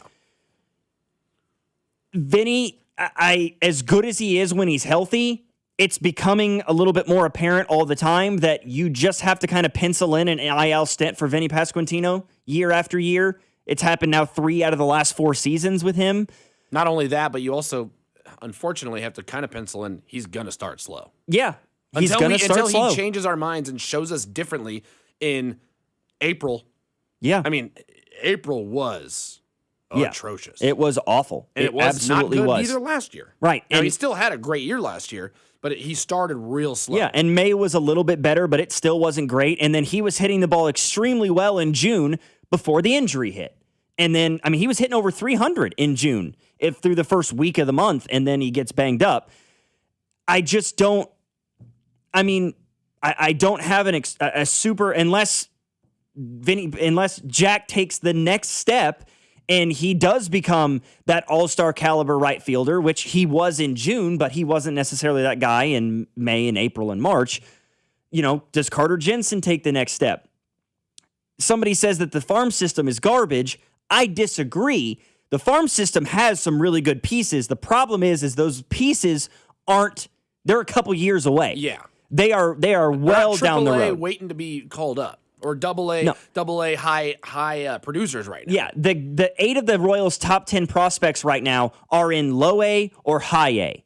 And they're really good prospects. Sean Gamble and Frederick and Blake Mitchell and Kendry Chiriot. Those guys have a ton of potential under them. I think they have a chance to be really good players, but they're in low A and high A. Your 2 players that aren't at that level, Drew Beam, who is getting shellacked in Double A, and Ben Kuderna, who's done for the year with an elbow injury. So help is not immediately on the way via your farm system. Here's the other thing, and I do too many games and host too many or produce too many post games with Vern, so I'm hearing these arguments all the time, and I've got to side with Vern on a lot of these arguments. Okay, you want to fire Q? Who are you bringing in? Who are you bringing in that has rapport? Who's out there that magically has just not been picked up by other teams right now? Is it somebody in our system? If that's the case, why hasn't he been brought up? Who else is out there? And I'm willing to take all of your answers, but I don't know anybody out there right now that big league teams haven't already looked at and is just head and shoulders above what Q can do. Is he the fiery guy that we would maybe like to see here in Kansas City? No, that's not Q's game. He's usually level-headed. People want to question his leadership. Okay, those are all valid questions. I'm not mad at people asking questions, but you can say fire anybody. It's okay, fire, yeah, that's great. Who are you going to replace them with? That's a very, very valid question. And honestly, the only name that comes to my mind immediately is, do you consider the idea of promoting Brian Sweeney? Because if we're being completely honest, he's the only coach on this staff that I feel like is doing a respectable job. the Royals pitching, while it has not been as good as it was last year or 2 years ago, the pitching that the Royals had before he showed up, I mean, he helped turn Brady Singer into a guy that you could trade away for another MLB piece. They brought in Seth Lugo and Cole Reagans, who was considered too injury riddled, and maybe could have been, but those two guys became Cy Young candidates in 1 year under the tutelage of Brian Sweeney. He's helped Michael Wacha revitalize the second half of his career. He helped Chris Bubich become an all-star last season. I know that it's very rare for a pitching coach to become a manager. It happens much more often with hitting coaches or with bench coaches. But if you don't want to go with an outside hire, he's a name that I think of off the top of my head. 913-586-7965 is our number. The Chiefs' Red Half Hour is coming up next. We missed our trash of the day. We'll get to that a little bit later on as well. Here on Cody and Gold, Logan Weber filling in for Cody and Alex alongside Blake Schnieders here on 96.5, The Fan. This is Cody and Gold on your new home for Chiefs football. 96.5, The Fan. Brought to you by Heartland Men's Health, the leader in men's sexual health. Thousands of men have been successfully treated for low T, ED, and more, all with discretion and compassion. Make your appointment at heartlandmenshealth.com. And Doug. Limu and I created a trick to help you remember that you can customize your car insurance and save with Liberty Mutual. You see, the shirts Limu and I wear are yellow, and yellow is the color of lemons, and lemons grow on trees, and trees provide oxygen, and oxygen helps us breathe, and breathing is how you live, and you can live more life when you save money by customizing your car insurance. I agree, Limu. It's really quite simple. Only pay for what you need at libertymutual.com. Liberty, liberty, liberty, liberty. Hi, I'm Tom Shane, third-generation owner at Shane Company. As a family jeweler for almost 100 years, we're known for doing right by our customers. Our legacy of integrity depends on it. We stand behind our engagement rings with our all-inclusive free lifetime warranty. We handpick the most beautiful diamonds, then negotiate for the best price. At Shane Company, we put you first because a friend always has your back. Shane Company, your friend and jeweler. Conservative, family man, author of The Bald Plan to Reduce Property Taxes. Listen to Scott Schwab. Property taxes are killing Kansans, but one day it hit me. BALD. BALD stands for Better Affordable Living by Decreasing Property Taxes. And it's the only detailed plan. Schwab's BALD Plan means voter approval for property tax hikes, refunds for unfair assessments, and tax relief for seniors and working families. Listen to Scott Schwab. I'm focused on reducing taxes for Kansans. You should keep more. My BALD Plan makes sure of it. When I'm governor, we'll get it done. Finally, a governor with a good head on his shoulders. Author of the BALD Plan to Decrease Property Taxes. Conservative Republican Scott Schwab for governor. Visit scottschwab.com/bald to learn more. Paid for by Schwab for Governor, Jim Felter, Treasurer. Use Polymarket to trade the World Soccer quarterfinals. Delete that sportsbook app that's robbing you and join the millions using Polymarket. Polymarket is a prediction market, not a sportsbook. You trade against other fans, not the house. Polymarket, your go-to prediction market for soccer's biggest stage, available in all 50 states. Download the Polymarket app, use promo code FOX to unlock $50 free for your first trade. That's promo code FOX. Trading not available in all jurisdictions. Check local regulations before trading. Restrictions and eligibility apply. Progressive presents Perfectly Bad Excuses for Missing Stuff to Spend More Time on Your Motorcycle. Hey, Tom. Gonna miss the 5K. Gotta organize my vitamins. A, B, C. There's so many. D. Now that was a bad excuse. If you love your vehicle this much, get customized coverage from Progressive, America's #1 motorcycle insurer. Progressive Casualty Insurance Company and affiliates, not available in D.C. Back to school starts now. Get long-lasting battery life on the Dell XPS laptop powered by Series 3 Intel Core so you can work from anywhere. Now starting at $699 with exclusive student pricing starting at $599. Complete your setup with savings on select monitors and must-have electronics and accessories. Limited time deals and free shipping on PCs and more await you at Dell.com/deals. That's Dell.com/deals. This is the story of the one who keeps multiple buildings running smoothly day after day. Plumbing that flows, HVAC that hums, cleaning supplies that keep surfaces sparkling. That's why she counts on Grainger. With easy reordering online and 24/7 support, Grainger helps her keep the products she needs on hand. So shelves stay stocked and buildings stay ready. Call 1-800-GRAINGER, click Grainger.com, or just stop by. Grainger, for the ones who get it done. And the match is about to begin. Most of the team is out with COVID-19, so there'll be some substitutes tonight. What's this? We have an unexpected guest on the field. It's a dog. Well, they could do with extra players. She's going for the ball. Are front paws hands or feet?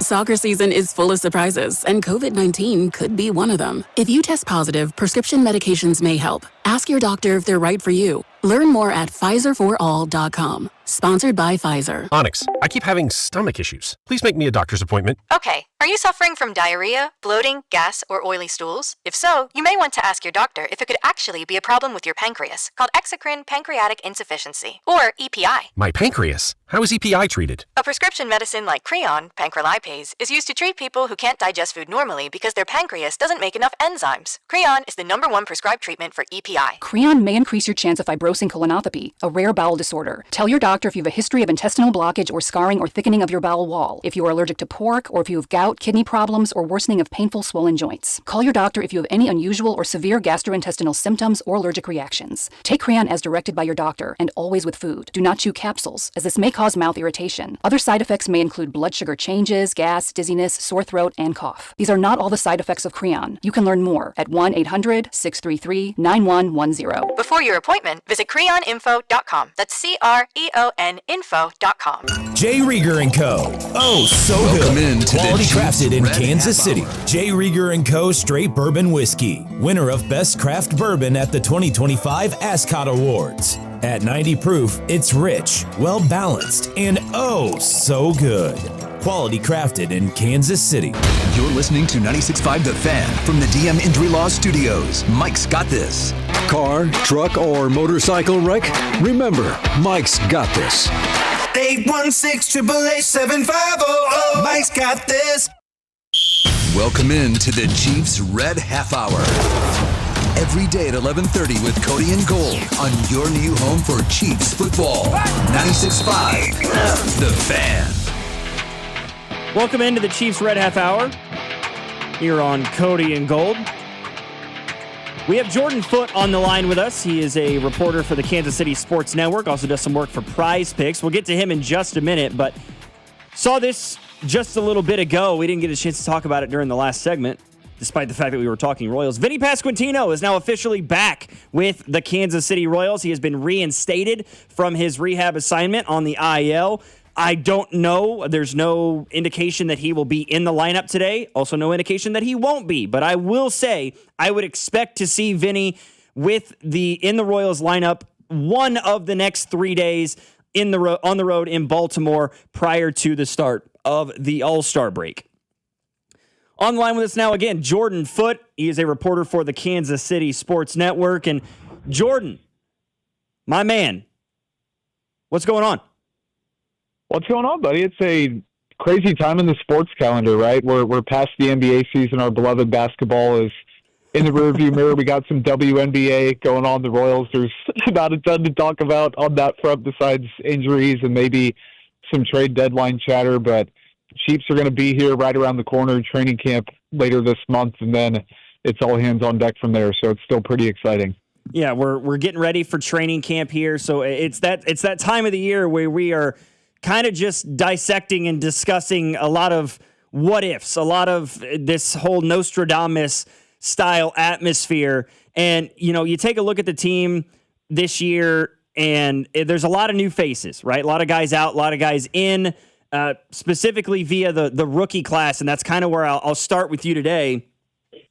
A lot of talk about Mansour Delane, and rightfully so. He was the Chiefs traded up from 9 to 6 to pick him. He's expected to be the #1 corner for the Chiefs this year. Who, outside of Mansour Delane, in this rookie class, who is the next name you think of when you think of first-year rookie impact on this Chiefs team, which is something that is not all that common with Andy Reid and Brett Veach? I think it's got to be Peter Woods, and that's ironic because anyone's asked me about Peter Woods, I've kind of said this is more of a 2027 and beyond type of play.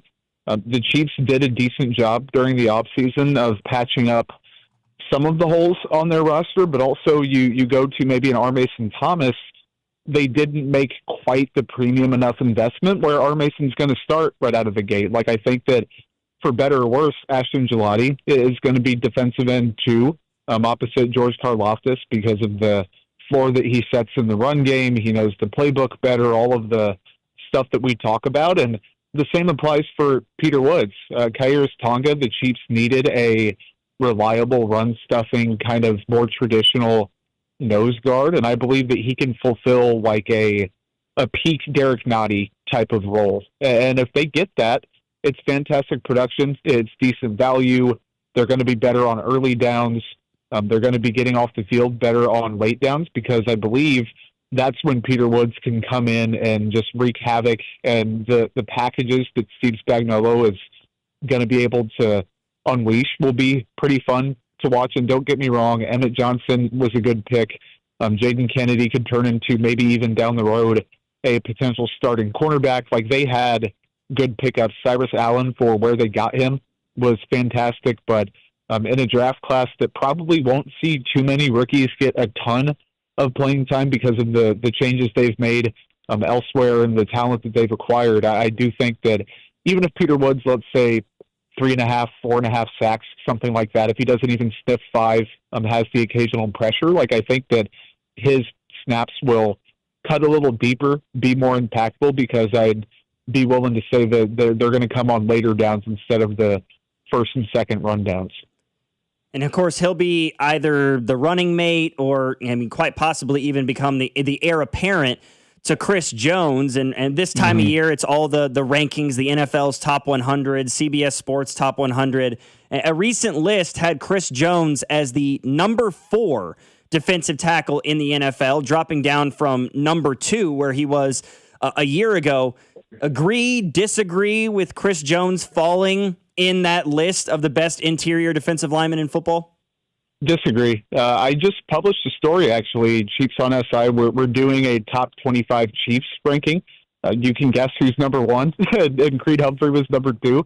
But Chris Jones was right up there at the top, and I do think that he had a mini slip last year. He wasn't absolute peak dominant.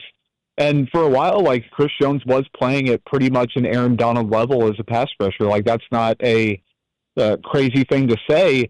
He still was very, very, very impactful as a pass rusher. He didn't have the sack production, but the pressure stuff was great. His get off at the line of scrimmage was good. The time to pressure was even better than his 2023 season. Like, snap to snap, Chris Jones was still very productive. Now, I do think that the run defense that was already lackluster was falling back, and the PFF grades that I sometimes don't agree with finally did reflect that he was one of the worst 40, I think, out of roughly 130 or so defensive tackles in that run defense grade. But it's Jeff Simmons. He's probably past Chris Jones. I don't think there's a very sizable gap between them, but now he's also the highest paid defensive lineman on the interior in the NFL, with Chris Jones being number 2. So is it Dexter Lawrence? I don't think so. I believe that Jalen Carter might have been the third player that was above Chris Jones, but I'd still say that Stone Cold, as he's entering his age 32 season, is he still unquestionably elite? Maybe that answer is no, but he is still pretty easily what I'd call a great player in the NFL.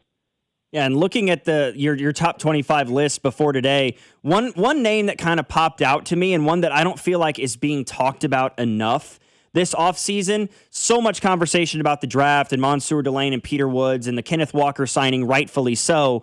But number 14 on the list of the top 25 players for the Kansas City Chiefs, you have Alohi Gilman. The Chiefs acquired him as a safety this offseason, and I love his fit on this Chiefs defense.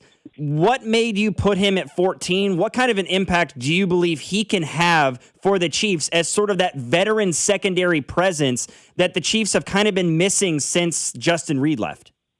Yeah, it's exactly that, Logan. You hit the nail on the head. And listen, for a deal where Brian Cook, good for him, went and got paid and got a nice contract, to get Gilman at the value they did, moving on from Justin Reed, like kind of staying consistent in that price range, he has just insane ball production. And yes, he's going to miss some tackles. It's not a effort thing. It's a technique thing. But at this point in his career, I just don't believe that that's going to change. He kind of does play like his hair's on fire sometimes, but man, he is always around the football, forcing fumbles, recovering fumbles, breaking up passes, getting interceptions. And when your defense does give up big plays, which the Chiefs, to their credit, even when they've slipped in the past few years, they haven't given up a ton of explosives. That's one thing that they take pride in. But when you're giving up these long drives, and the Chiefs have played in 2024 and 2025, this kind of drag it out, long drive, limit possessions, ball control type of style. If you're committing careless turnovers on offense or not getting them on the defensive side, it makes life infinitely difficult for you. So Gilman, don't get it twisted. He will not be a Tyrann Mathieu, we're going to line you up in the slot and cover opposing receivers. It won't be you're going to only play in the box. Like, he's going to be doing some of that traditional, more deeper down the field stuff, split shell coverages, maybe even some single high if they need. But he also can come downhill and is a willing participant in the run fit. He's a smart player. He knows where to be. Sometimes he can overrun some plays, and there are some technique issues with tackling that people are going to get upset about. But the upside with him as a playmaker, you can ask Chargers fans, you can ask Ravens fans, the impact he makes when he is playing well, it's really hard to match, I think, in the defensive secondary. And people talking about the secondary, people are very interested to see what the Chiefs end up doing at that cornerback 2 position. The person playing opposite Mansour Delane, presumably coming into this year. ESPN earlier this week did like a list of breakout players. You know, who's one guy on each of the 32 NFL teams that could have a real breakout year. And ESPN listed Noah Williams as that guy. You've got him at number 21 on your list on Chiefs on SI. What kind of impact do you think Noah Williams can have? And what does a breakout for him look like in your eye?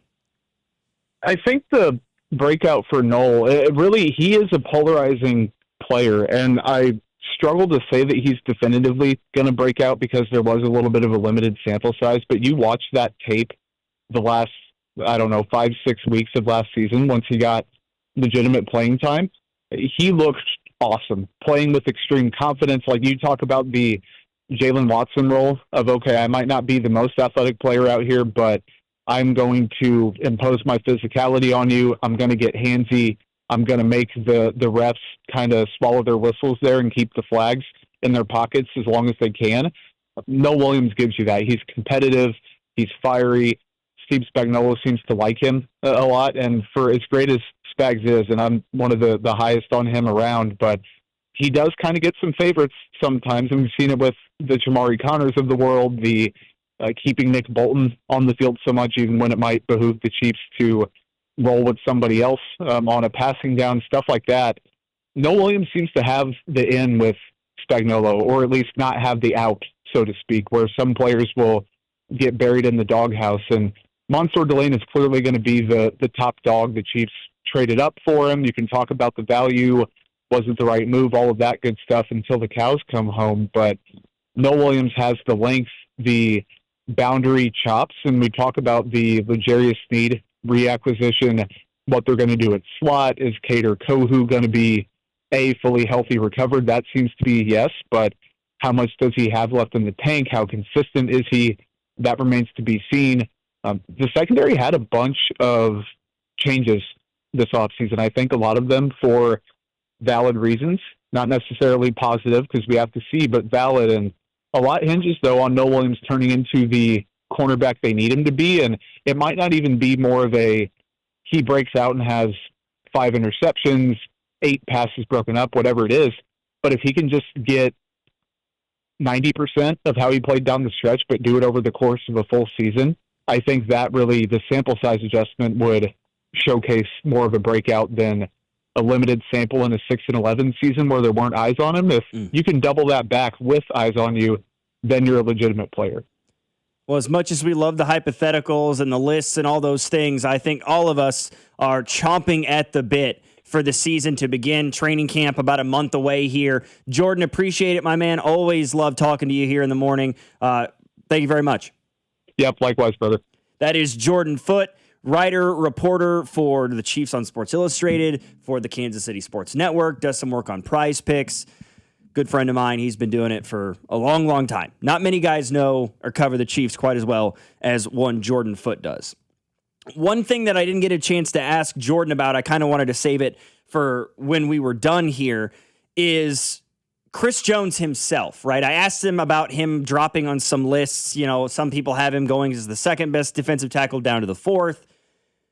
There's a legitimate question being asked, and it's something that I hadn't put a lot of thought into until last night as I'm doing show prep. I open up my show sheet that I got on my Google Docs, and the last time that I hosted this show solo, December 30th of last year. And in the Chiefs Red Half Hour, we had a conversation about should the Chiefs trade Trent McDuffie? Turns out the answer to the question of should or will they was yes. And it raises an interesting question this year. Who's the marquee player? Who's the polarizing figure on the Chiefs team that we might see them move on from? This one wouldn't necessarily be moving on via trade. Here's the thing. Could this year be the last in a Chiefs uniform for Chris Jones? And that's a hard question. That's a hard thing for, I think, some people to wrap their brains around because he has meant so much to this organization for so long, right? He was a bright spot, a bright light in a pretty dim flame for a Chiefs defense there for several years under Bob Sutton, where the offense was spectacular, but the defense was a joke. And then you have this situation now where guys come in and have helped take this defense to a different level with Chris Jones still being the linchpin, the key cog that has allowed for this thing to continue to march forward. But it goes without saying that in the last 2 years, since he got that massive contract extension, the numbers haven't been the same, right? He hasn't been the same guy. And so you look at it, you look at his contract, and you see that at the end of this season, he's got an out, right? The Chiefs can move on from him, or he can move on from the Chiefs, whatever, and it's really no harm, no foul at that point. With the amount of money that they're paying him, as well as the amount of money that others on this team are getting paid, the amount that they're giving Mahomes now with the new contract, the amount that Creed's making, and Trey Smith, and Kenneth Walker, the list goes on and on. Does it make sense for the Chiefs? It may not be something they want to do, right? You want to keep a guy like that, a franchise icon, a cornerstone of your defense for a decade plus. You'd love to see him be in a Chiefs uniform for the rest of his career. But is it something that makes more business sense to move on from at the end of this year? I'm sitting over here I'm flip-flopping back and forth. Because let's say they part, regardless of what production looks like this year for Chris Jones, good or bad. If you cut him after this year, with that out, you have $28 million you now have to play with. That's kind of hard to argue with. Yeah. When even if, I mean, this is Chris Jones going into his 11th season in the league. He's 33? Yes. How many more? I mean, we have seen just turned 32. Just turned 32. Okay.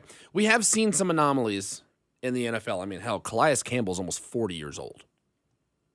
Still playing at a pretty dang high level.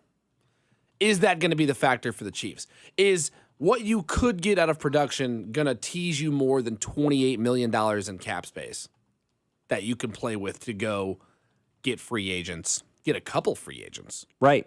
Sign more. I think that's a very tough question. And then especially if you're going to add in the, I don't want to say the nostalgic side, but just the Chiefs homer side of Chris Jones has been a Chief his whole life. Does anybody want to see Chris Jones not in a Chiefs jersey? Not particularly, no. I mean, from the fan perspective, yeah, from the fan's perspective, and I as a fan, I have that feeling myself.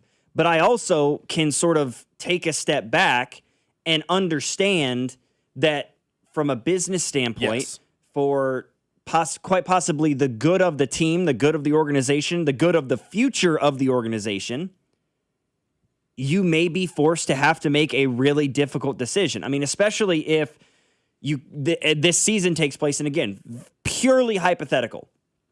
But you look at it and say we were talking about Peter Woods with Jordan Foote a little bit ago, who I have a ton of belief in. I love Peter Woods as a prospect. I was shocked the Chiefs got him at 29 because I was talking about the Chiefs taking him at the 9th overall pick. Oh, really? You had that knocked that high?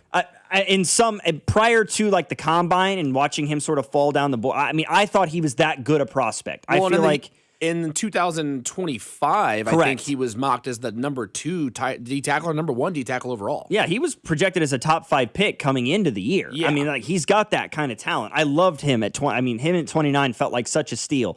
If he can be 4.5, 5.5 sacks as a rookie, if he can prove that he can be a real linchpin on the interior, Omar Norman-Lott showed some flashes before the ACL tear. If he can continue to play well, and if you get consistency on the edge from either an Ashton Gelati or an R. Mason Thomas to play opposite of George Karlaftis, I feel like a healthy George Karlaftis, right. Finally. I feel like it gives you a level of freedom to say, okay, the defensive line is still in a really good place, and somebody in the text line saying Jones is on the decline. To some extent, yes. I don't feel like the decline is as drastic as the numbers indicate, in my view, because of how bad his supporting cast has been outside of Karlaftis. I mean, he's getting double and triple teamed. I mean, every play, because nobody was afraid of Derek Nottie or Jerry Tillery getting to the quarterback last year. Nobody was afraid of Ashton Gelati or Mike Dana getting to the quarterback last year. Charles Omenihu was disappointing after he came back from there was no fear from anybody else on the defensive line. Maybe that's a different case this year. Maybe we see a sudden resurgence of Chris Jones and this becomes a moot point. But if those numbers that have declined the last 2 years continue and you see marked improvements from an Omar Norman-Lott or a Gelati this season, and you see big-time impacts from newcomers like R. Mason Thomas, like Peter Woods, or even like a Kyrus Tonga, who they brought in from New England, I feel like it becomes much more reasonable. And then you can use that money instead of addressing the defensive line, which you now feel okay about. You've got a young secondary. Maybe you find a replacement for Drew Tranquil when this season's over. I don't know. But that money that you save with Chris Jones can be used to plug some major holes you have on your football team, which I think everybody and their mother would point to the wide receiver and the tight end situations after this season concludes, or even prior to this season, when you talk about wide receiver, because Rashee Rice is, in my view, elsewhere. I don't think I truly believe the Chiefs should not put that man on a second contract in a Chiefs uniform. It doesn't make any sense to me to do that. So you have Xavier Worthy and Tyquan Thornton, and the possibility of Cyrus Allen and Jalen Royals, who we have no idea about. So you're going to need to go find wide receiver help. Maybe you do that through the draft. Maybe you can do that through free agency if you have an extra $28 million to spend, as well as the replacement for Travis Kelce, which, in my opinion, has to happen. I don't care how much you address wide receiver, tight end. You got to find the replacement for Travis Kelce. It can't be a patchwork thing. You got to have his safety valve. You have to have that guy for Patrick Mahomes. Otherwise, I don't know how this offense, I can't see the vision of how this offense would function without it. Yeah.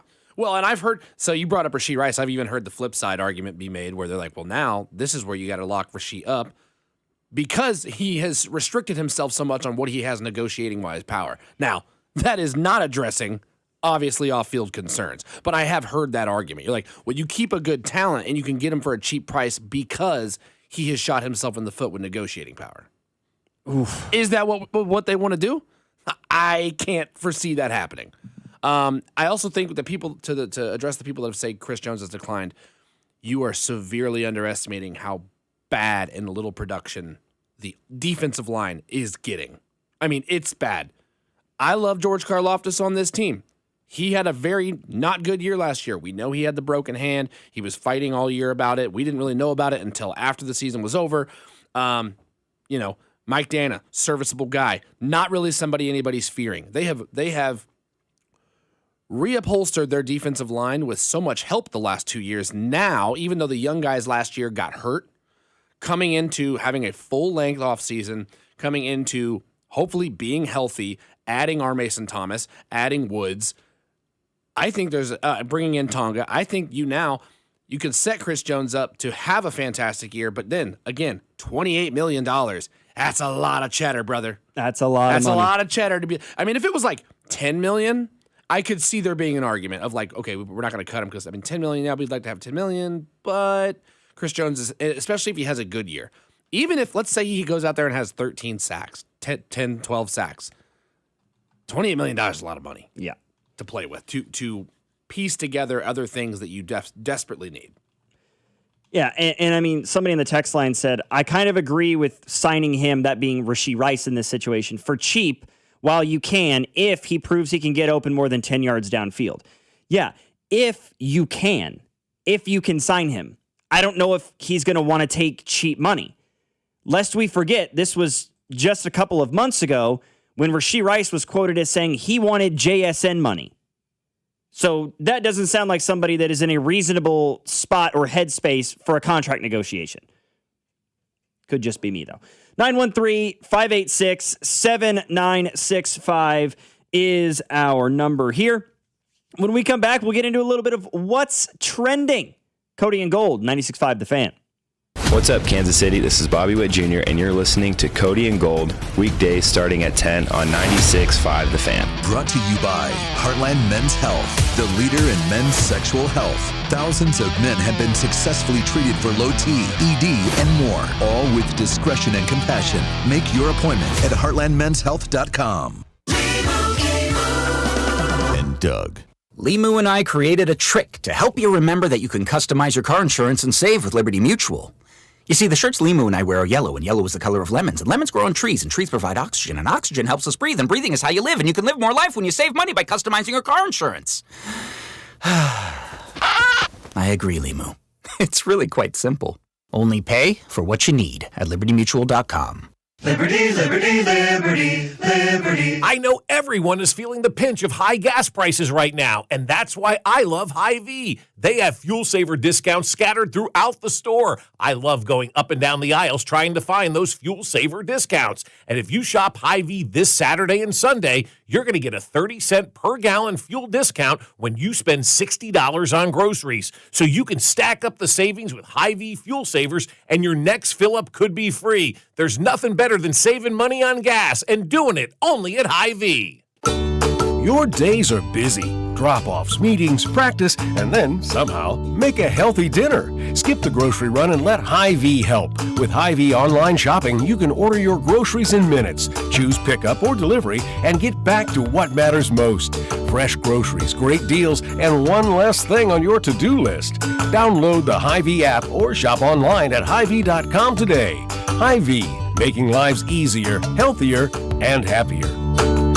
This is the story of the one. As a maintenance engineer at a beverage manufacturing plant, he starts his day knowing every line is ready to run because Grainger delivers the industrial-grade products he needs to keep mixers, conveyors, and packaging equipment moving. With Grainger's vast selection of bearings, belts, and motors, he keeps operations running smoothly, so nothing grinds to a halt. Call 1-800-GRAINGER, click Grainger.com, or just stop by. Grainger, for the ones who get it done. Performance matters in intimate moments. Don't let ED ruin them. This is Jeff for Heartland Men's Health, and I want to assure you that if you're like the vast majority of guys, you don't have to suffer with ED anymore. In fact, you might be pleasantly surprised at how the right treatments could positively impact your love life. At Heartland Men's Health, our advanced medical therapies go far beyond pills. We have treatments that are effective in well over 90% of cases, and we offer specific and combinative treatments that can dramatically enhance both your performance and your stamina. You could even last up to an hour or more and bring a far greater level of intimacy to both you and the one you love, perhaps performing like you haven't in years. So call us today and find out why our advanced treatment strategies offer so much more. Your first visit is just $99 and gets you blood work, a medical consult, and if medically advised, a test dose. And if that test dose doesn't work in the office, your visit is free. Call 844-447-6600 or go to heartlandmenshealth.com.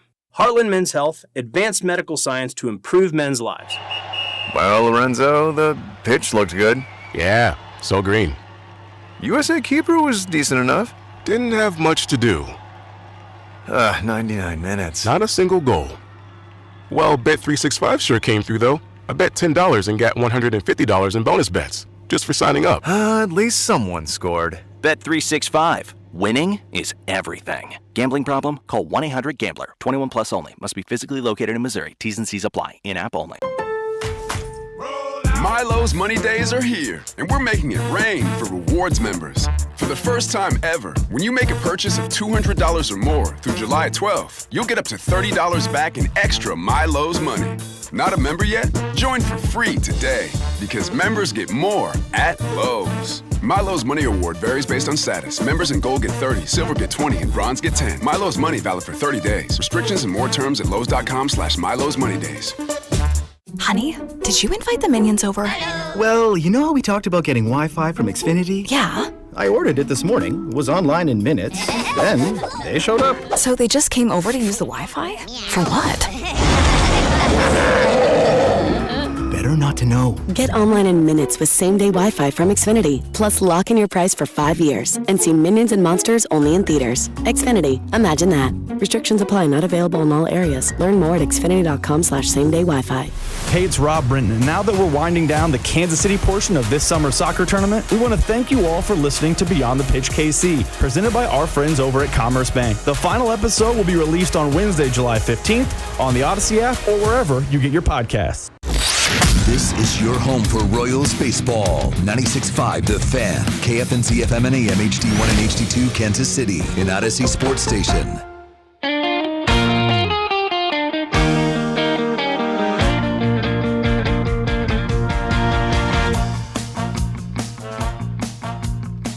Cody and Gold here on 96.5 The Fan.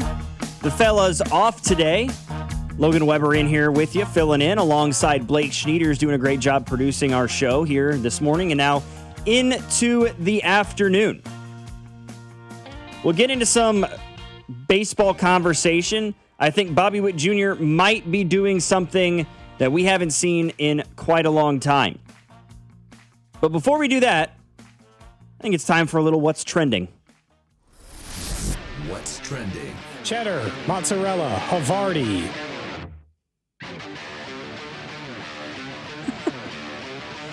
I don't know why that one always gets me. Why was Cody just randomly listing cheeses? And what does it have to do with what's trending? I want to understand the context. Number one. My favorite. Number one on what's trending. Vinny Pasquantino.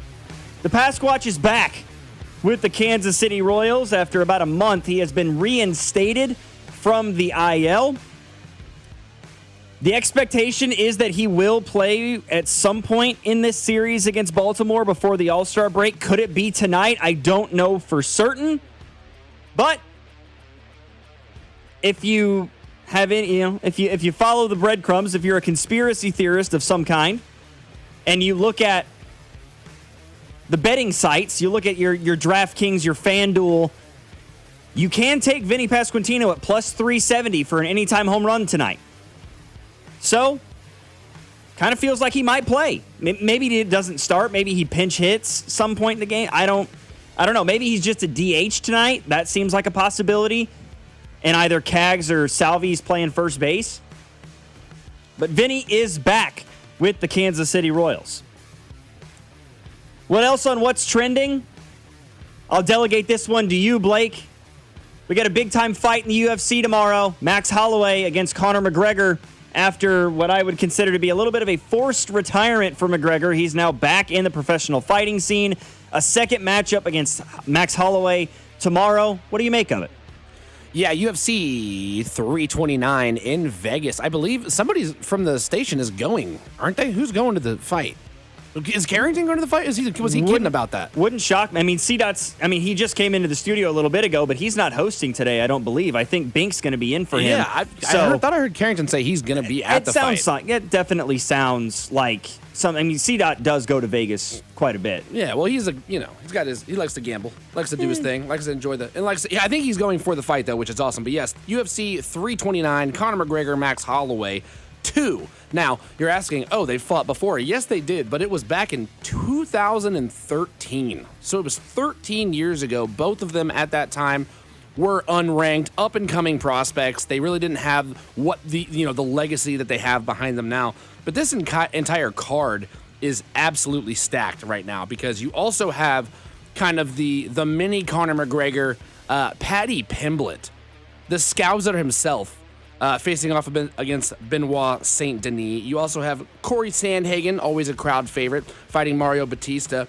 You have Bobby King Ring fighting, as well as one of my favorite prospects, if you guys are looking to make some bets, Gable Stevenson. Yeah, buddy. If you guys know anything about Gable Stevenson, he was a Division I national champion, one of the most freak athletes I've ever seen. I believe he was a 4-time national champion. I believe he was Minnesota. as well. I mean, he was unbeatable at Minnesota. Well, he has dipped his toe into the MMA ring, and I would say he didn't just dip his toe, he is blasted with a fireball through a wall and come in hot and heavy. Now, you might ask, why did he get so good? How's he so good all of a sudden? He was a wrestler. He wasn't a fighter.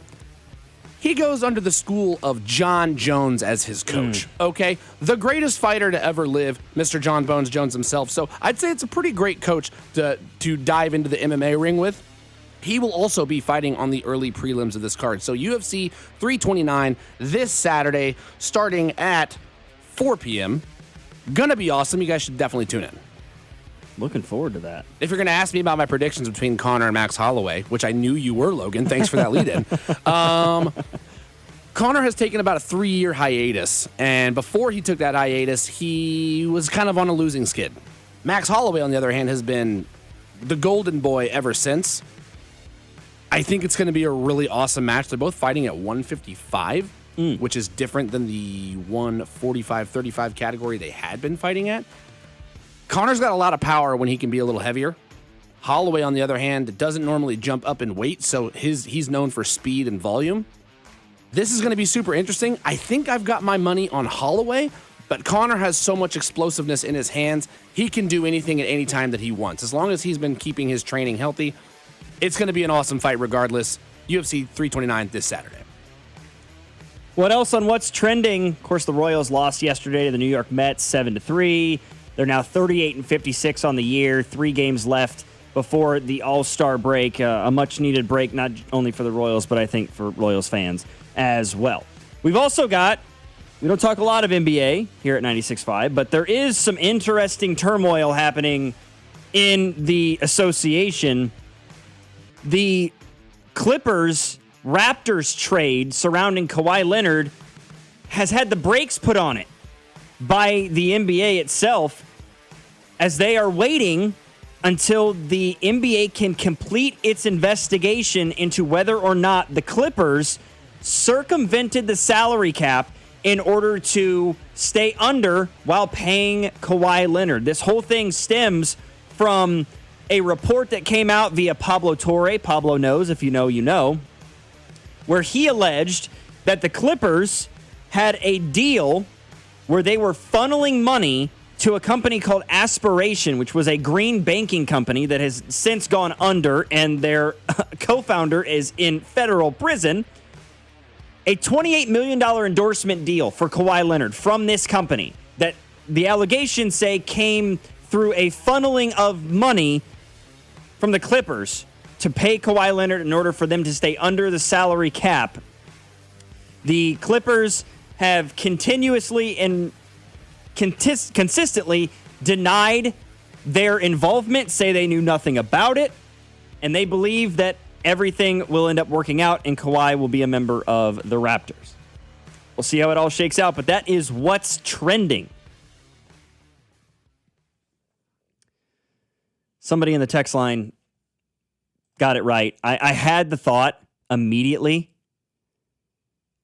but for some reason, I second-guessed myself. Gable Steveson won three national championships. Yeah. His senior year, after winning as a freshman, sophomore, and junior, massive upset his senior year in the finals and heavyweight. I knew he was, but for some reason, my brain was like four-time champion.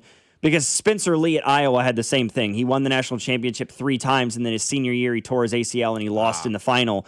And I thought, there's no way it happened to both of those guys. Like the last two, like superstar candidates to become 4-time national champions. Turns out, yep, that's the case. Yeah, C-Dot said he was going yesterday, so it is C-Dot that's going to be at the fight. I have somebody in the 913 who must have followed me for a while. They said, I remember Blake interviewing Randy Couture. I don't know if you knew Randy Couture. Wow, yeah, I did an interview with him. This was probably 4 years ago. So whoever that is, shout out to the 913 right there. Yeah, Gabe. That's probably got to be one of my friends.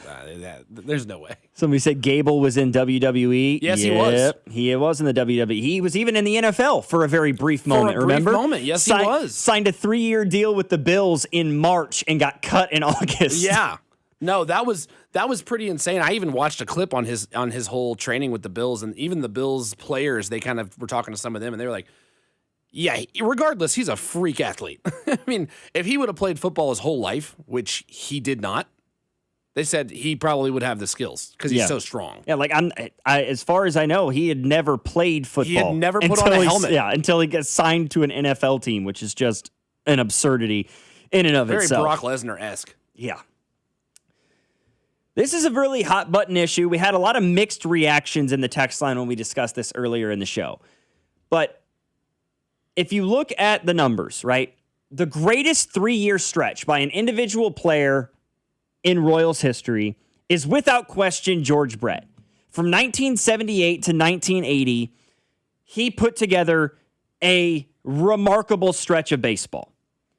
He had, in 1978, a year where he led the American League in doubles. In 1979, he led baseball in both hits with 212, as well as triples with 20. And then you have the 1980 season, where he hit 390 and won the only most valuable player award in franchise history. After yesterday's game, as we get closer and closer to the trade deadline, and this came, the conversation came about via a handful of tweets that I saw yesterday. Folks, Bobby Witt Jr. might be putting together a 3-year stretch that is better than what George Brett did from 1978 to 1980. And before you go and get all upset with me, before all of the, oh, you're just a young kid, you don't know what the hell you're talking about, you just never saw George Brett play comments, just let me share with you some numbers, okay? Can we do that? Can we just look at the numbers? Hit you with some knowledge. From 1978 to 1980, George Brett had a WAR, a wins above replacement. Not the end-all be-all stat. I am not a WAR advocate at all. If wins above replacement is what ultimately keeps Salvador Perez out of the Hall of Fame in Cooperstown, fire the entire analytic into the sun. George Brett from 78 to 80, a WAR of almost 23.5, 23.4. Bobby Witt Jr. from the start of the 2024 season to today, mind you, we're not even at the All-Star break, 21.5. Depending on which graph you're using, which analytics department you're using, whether it's Baseball Reference or Fangraphs, the numbers are actually even closer than that. But in terms of just straight up wins above replacement, Bobby Witt Jr. is only 1.9 WAR behind George Brett, with the entire second half of this season yet to be played. And of course, this 3-game set against Baltimore before we even hit the All-Star break. In that 3-year span, George Brett had 538 hits. Bobby Witt Jr. has 494 as of today. He's less than 50 hits away Good start. from surpassing George Brett with half the year left, or just under half the year left. Bobby's got 68 home runs in that 3-year stretch, 2.5-year stretch. George Brett, 78 to 80, 54. So the power numbers for Bobby are much better. The RBI numbers, he's about 50 behind George, and he's probably not going to catch him in RBIs just because the run production is the base. The guys ahead of him in the order are not giving him any opportunities, is what I'm saying. Bobby Witt Jr., 99 stolen bases through 2.5 seasons thus far. George Brett had 55. And that's fair to point out that George Brett was not a base stealer. He wasn't a home run hitter. But the fact that Bobby has similar hit numbers and RBI numbers while having better power numbers and better stolen base numbers feels pretty astonishing in and of itself. Now, yes, George Brett does have the coup de grace, right? He's got the holy grail accolade between the two with the MVP that he won in 1980 while hitting 390. Okay, fair. Absolutely, that sways things in his favor quite a bit. When you look at the other accolades, though, it does sort of swing back in Bobby Witt's favor a little bit. He doesn't have the MVP, no, but he has the second place finish in 2024, and had it possibly been any other year outside of, if Bobby Witt Jr. had done what he did in 2012 instead of in 2024, he'd have won the MVP. But he's got a second place MVP finish. He's probably going to finish in the top 3 or 4 this year again. He may even win it still. Who knows? He's got a much better WAR than Yordan Alvarez does, but Yordan is crushing the baseball. 29 home runs, 67 RBIs. He's got the second best batting average in the American League. He's in a Triple Crown race. But Bobby's got 2 gold gloves in the last 3 years. He might win a third this year. He's got a platinum glove as well. George Brett never won a gold glove in that period. Bobby has won 2 Silver Slugger awards already. Might have an opportunity for a third this year at shortstop. George won 1 Silver Slugger award in that span. Somebody said, can't help but notice you are conveniently leaving out the batting average comparison. In that 3-year stretch, 78 to 80, George Brett hit 294, 329, and 390. Bobby Witt Jr. in the last 3 years hit 332, 295, and so far this year he's hitting 288. Yes. So the batting average numbers certainly favor George Brett.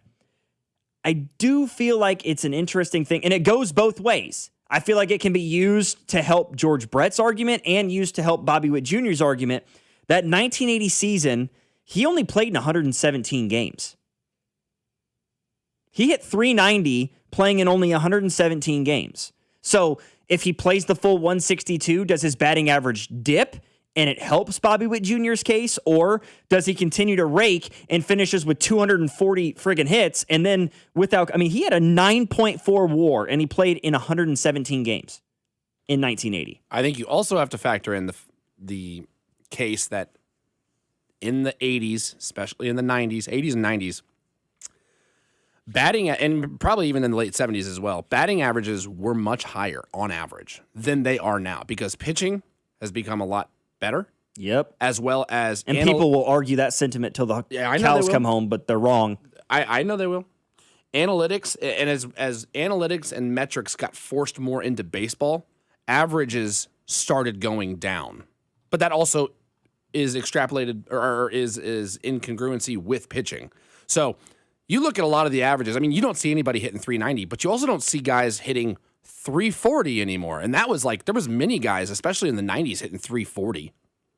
Not just one, Bobby Witt Jr. hitting 336 2 years ago seemed like it was an anomaly now. You have maybe 3 guys who are above 320, 330 now. Yeah. Yeah, you could pick 10 to 15 guys that were above 320 back in the 70s and 80s. The average pitch speed in the last 20 years has gone up 4 miles per hour. I mean, I watched a clip yesterday for maybe the 100th time, but never took into account, I never paid attention to the pitch speeds before. I watched the highlight of Barry Bonds passing Hank Aaron. He saw 7 pitches in that at-bat. The fastest pitch he saw was 85 miles per hour. And that was in 2001? 2002? Say that one more time. When Barry Bonds hit the 756th home run to surpass Hank Aaron, he saw like 8 pitches in that at-bat. The fastest pitch he saw in that at-bat, 85 miles per hour. Like, it's crazy to me. Like, in 2003, guys saw a pitch at 100 miles an hour or faster, like 1 out of every 33 pitches. Today, it's 1 out of every 4. I don't know. I feel like this argument goes both ways. I mean, what Bobby's done already with the whole second half of the season yet to be played, I feel confident in saying what Bobby Witt Jr. is doing right now is the greatest 3-year stretch by a Royals player in franchise history. If not for the fact that Aaron Judge is doing what he's doing with the Yankees, he would already have an MVP award. And possibly, he may end up winning it again this year. I mean, may end up winning it this year, right? Alvarez is seen by the favorite as somebody in the text line said a DH should never win the MVP, and frankly, I agree. That's definitely an argument to be made. I would say this Bobby Witt stretch is akin to the Priest home stretch of 2001 to 2004, when he was lighting the NFL on fire. He has statistically the greatest 3-year stretch as a running back has ever had in the NFL. That's a little bit more than what we're giving Bobby right now. Like, it's not the greatest 3-year stretch ever in the history of baseball, but as for the Royals, I mean, this is a great comparison to George's best 3 years. Yeah. Yeah, somebody in the text line said, when Bobby becomes as clutch in big-time games as George, then you can put him up there. Until then, George came through time and time again in big-game situations. Haven't seen Bobby carry a team to the playoffs or through the playoffs. So we're just going to act like 2024 doesn't exist? Are we just omitting that season? I mean, what do you think happened in 2024 when he won a batting title and a Silver Slugger and finished second in the MVP voting and the team made the playoffs?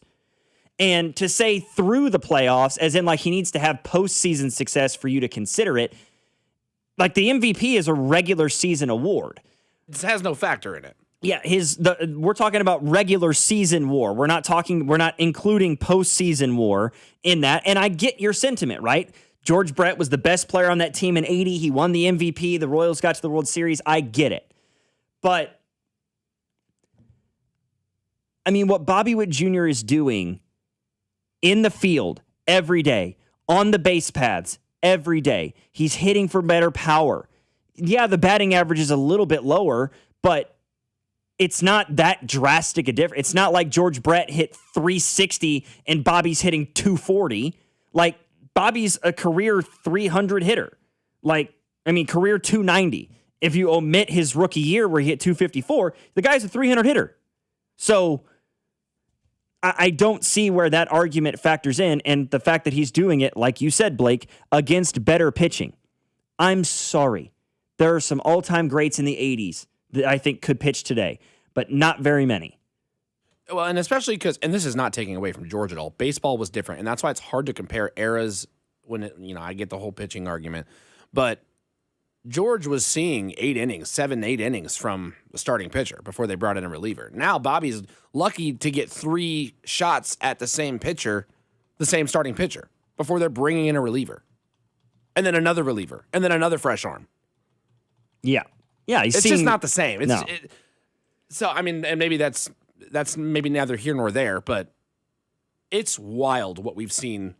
I mean, people keep comparing Bobby Witt to Patrick Mahomes. Well, Patrick Mahomes is the greatest football player we've seen in Kansas City probably ever. And when you're making that comparison with Bobby to the greatest you've ever seen on the football field, I mean, this is not an unrealistic comparison right here. In fact, it's way closer than people maybe think. And yeah, I understand, maybe I am just a kid that never got to experience George Brett, right? So I get why people may end up being so defensive in this situation. This should not be seen as a knock against George Brett. Oh, not at all. If anything, it's a compliment to what Bobby Witt Jr. is doing right now. That he is doing things that nobody else in franchise history has done. He has been as valuable to this team as George Brett was. I mean, that's where I feel like we need to come at it from that perspective and not see it as, oh, you're trying to diminish George Brett. No, that's not what I'm doing. If I'm doing anything, I'm trying to put into context just how special Bobby Witt Jr. is and may continue to be throughout his career. It's insane that we're having this conversation comparing what Bobby Witt Jr. is doing right now to what George Brett did. Bobby's 26 years old. Like, this may not be the best we see of Bobby Witt Jr. I just hope to God that when we see the best of Bobby Witt Jr., it happens in a Royals uniform on a team that's competitive. For the love of God, just let it be competitive. Let's get back to talking video games, guys. LOL. Well, we may talk some more video games throughout the show. Don't you worry. But when we come back, we're going to hear once again, or earlier in the show, we visited with Jake Eisenberg. He is the play-by-play voice of the Kansas City Royals. We asked him this question. We'll see what kind of answer you guys get when we come back. Cody and Gold here on 96.5 The Fan. Logan Weber filling in for the guys alongside Blake Schnieders, doing a great job filling in for Drew on your home for Kansas City Sports, 96.5 The Fan. This is Cody and Gold on your new home for Royals baseball, 96.5 The Fan. Brought to you by Heartland Men's Health, the leader in men's sexual health. Thousands of men have been successfully treated for low T, ED, and more, all with discretion and compassion. Make your appointment at heartlandmenshealth.com. That wreck really took everything off track. Can't work, can't help with the kids. The bills are stacking up. Then stop waiting. Call the Car Crash Kings, SWL Injury Law. Car crashes, that's what they do. Yeah? Yeah, they go to work so you can get your life back and get paid what you're owed. Don't get pushed around. Visit us at SWL Injury Law today for your free consultation. We're the Car Crash Kings. It's what we do. Visit SWLinjuryLaw.com. The choice of a lawyer is an important decision and should not be based solely upon advertisements. What do parents think of back to school at Staples, where supplies start at just 25 cents? Staples has the latest laptops with up to 40% savings. I may hug the cashier. So embarrassing. It's the most wonderful time of the year. It's a wonderful time at Staples with up to 40% off select tech. Staples. That was easy. Visit Staples today or shop online and in the app. Ends 9/12. Exclusions apply. Hi, I'm Jacob, your friend and an actual jeweler craftsman at Shane Company. I'm proud to work for a family business that's been committed to the highest quality standards for nearly 100 years. Your dream engagement ring is designed for quality every step of the way. We set your diamond by hand, not with machines. Prong tips are beautiful and secure, and intricate details are thoughtfully crafted. At Shane Company, there's no shortcuts, just craftsmanship. Because a friend knows true love deserves the highest quality. Visit us in store or at shaneco.com. Shane Company, your friend and jeweler. Is reviewing life insurance on your to-do list? Now's the perfect time to add it. A friend recently told me that securing life insurance sooner rather than later can help you lock in lower rates for years to come. So I bumped this up on my list and got it done. I called SelectQuote and couldn't believe how easy and affordable life insurance is. I'm 40 and got a $500,000 policy for $16 a month.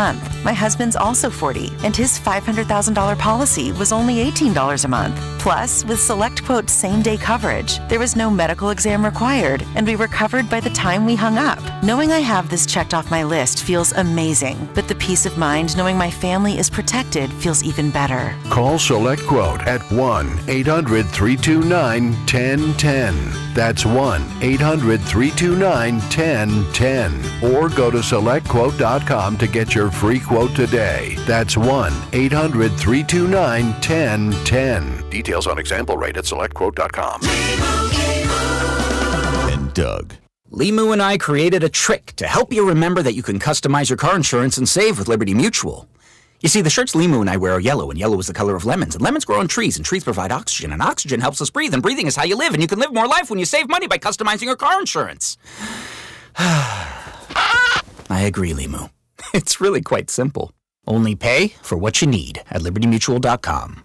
Liberty, liberty, liberty, liberty. When your plumbing systems need help, AB May is here to help your house feel like a home again. Serving Kansas City for over 65 years, AB May handles sump pumps, water heater installs, drain clearing, sewer line repairs, and much more. When it comes to your home, solved is our standard. And AB May is committed to doing things the right way every time. Trusted by generations. Call AB May at 913-383-2222 or visit abmay.com today. Call your serviceman from AB May.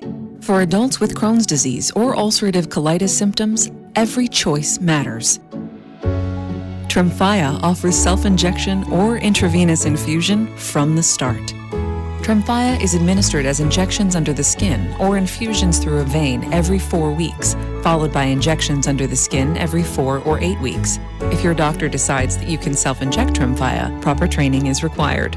Tremfya is a prescription medicine used to treat adults with moderately to severely active Crohn's disease and adults with moderately to severely active ulcerative colitis. Serious allergic reactions, increased risk of infections or lower ability to fight them, and liver problems may occur. Before treatment, get checked for infections and tuberculosis. Tell your doctor if you have an infection, flu-like symptoms, or need a vaccine. Explore what's possible. Ask your doctor about Tremfya today. Call 1-800-526-7736 to learn more or visit tremfyaradio.com. Today's match day preview is presented by Fanatic Sportsbook. Download the Fanatic Sportsbook app today. Winning hits different here. Norway looks to continue their magical run through the World Soccer Championship as they face England and Miami. Meanwhile, Argentina continues to find ways to win, and they will face off against Switzerland in Kansas City. England are the favorites against Norway and are minus 250 to qualify for the next round. Many experts expect this game to be close, and markets are saying this match has a 26% chance of heading to extra time. The draw is plus 280. Argentina has escaped in their last 2 matches, and Switzerland will be another tough game as well. However, Argentina is still a big favorite to qualify for the next round at minus 300. This has been your official Odyssey Sports Match Day preview, brought to you by Fanatic Sportsbook. Winning hits different here. Listen in ahead of each match day for the latest betting insights from Fanatics all tournament long. Even on weekends and holidays, Anthony Plumbing, Heating, Cooling, and Electric shows up. Expect reliable HVAC plumbing or electric service. Plus, enjoy $500 off a new HVAC system this summer. Schedule your free consultation at anthonyphce.com. You're listening to 96.5 The Fan from the DM Injury Law Studios. Mike's got this. Car, truck, or motorcycle wreck? Remember, Mike's got this. 816-888-7500. Mike's got this.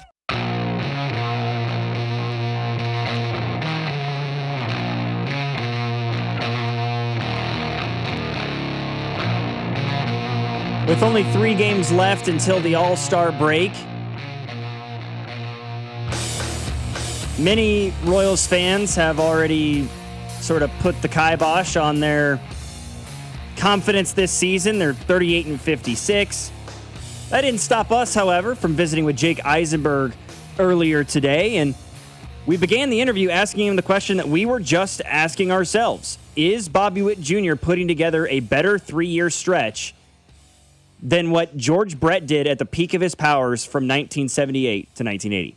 Jake Eisenberg with us. And Jake, I kind of want to ask you, because Blake and I were having a conversation here before the last break. The numbers between what's considered to many the greatest 3-year stretch by an individual Royals player in franchise history is, of course, George Brett. From 1978 to 1980, the numbers are outrageous.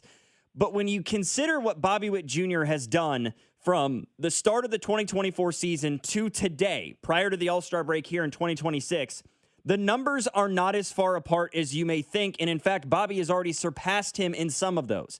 In your view, is it a reasonable argument to have of whether or not this 3-year stretch by Bobby Witt Jr. is as good or maybe even better than that 3-year stretch by George Brett? Oh, man, you guys are coming out guns blazing this morning, aren't you? Trying. I mean, what am I supposed to do with that? I mean, look, I'll be honest. I'm going to have to abstain because I never got a chance to see George Brett play. You know, I wasn't born when he was playing, you know, unfortunately. And so I've seen the highlights and I know what he did and I've seen the numbers and, He's the greatest player in Royals franchise history, full stop. Does Bobby Witt Jr. have a chance to get there, continuing on the track that he's been on? Absolutely, because all I've seen from the moment he made his AAA debut in Omaha back in 2021, I've seen a player that does something spectacular just about every single game, day in, day out, night in, night out. And in my opinion, over the last few years, he has been the best all-around player in the entire sport. I can speak to that here and now. He's the best all-around player in the entire sport. I completely agree with that sentiment, and I can applaud your very politically minded answer there. And by that, I mean abstaining away from an answer. Talking about the series against the New York Mets, of course, a 7-3 loss yesterday. But I feel like the big storyline for the Kansas City Royals right now, and it goes back to that 4th of July game against the Phillies, what is Tyler Tolbert doing on the baseball field right now? I mean, setting MLB marks for consecutive at-bats with a hit, going 12 for 12 in that stretch. He even goes 1 for 3 yesterday. What do you make of the way that Tyler Tolbert has performed over, say, the last calendar week? And, you know, maybe it's not something we can expect moving forward, but could we expect to see a little bit more of Tyler Tolbert in the lineup day-to-day the rest of the year? I'll tell you what, it's one of the coolest things that I've ever seen on a baseball field, that kind of streak to have 12 consecutive plate appearances with a hit. And I said this on the air the other night, and I have said this to some other people, you know, like we just witnessed something that's happened now 3 times in the last century and a quarter, you know, over the course of baseball history. And it goes back to Johnny Kling in 1902 and Walt Dropo in 1952. And one of the things that I love about what Tyler Tolbert has done, you know, stepping away from the actual on the field impact, is just that when you see something historic in baseball, it gives you the ability to take a step back and understand the historical context and lead you down these rabbit holes of learning about people that you never would have thought of before, that you've never even heard of before. And I just think that's a really interesting part of baseball and how it connects so many different people and so many different periods of American history. You know, learning about Johnny Kling, who was born in Kansas City and then later became the owner of the Kansas City Blues. And now he and Tyler Tolbert are connected over a century later because of this one statistical thing that they did. I just think it's one of the more incredible things that our sport has to offer. As far as what he's done on the field, I think you're seeing, you know, in practice that speed never slumps. You know, over the course of this last week or so, of the now 13 hits that he's racked up, 7 of them have been infield hits. Good things happen when you put the ball in play and you can fly like Tyler Tolbert can. And I thought that, you know, Ryan and Q in their pregame conversation the other day touched on this a little bit. You know, guys that can play multiple defensive positions don't get nearly enough credit. We saw Tyler Tolbert fill in starting at shortstop when Bobby was dealing with his knee sprain, and Michael Garcia has been on the injured list. We've seen Tolley start at second base. We've seen him start in right field. We've seen him start in left field, and he's been really solid in each one of those spots. He made a great catch against that Francisco Lindor line drive the other night. He started a crucial double play early in yesterday's game.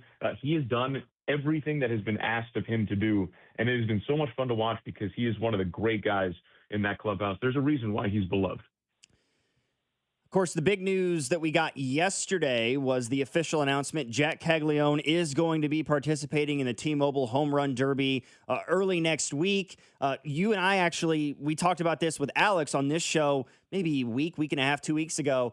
And you seemed like you thought this was a real possibility. You know, what's your excitement level in getting to watch Cags compete in a home run derby format like that? And what do you believe his chances are?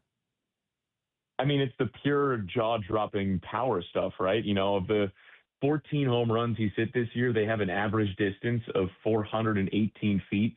Among guys that have hit at least 10 home runs, that is the longest average distance for a home run. And that's what, like, the home run derby is all about, right? How far does ball go? How hard can you hit ball? I mean, that's the whole spectacle. And so I think that's going to be a really cool thing to watch. I know that his dad is throwing to him.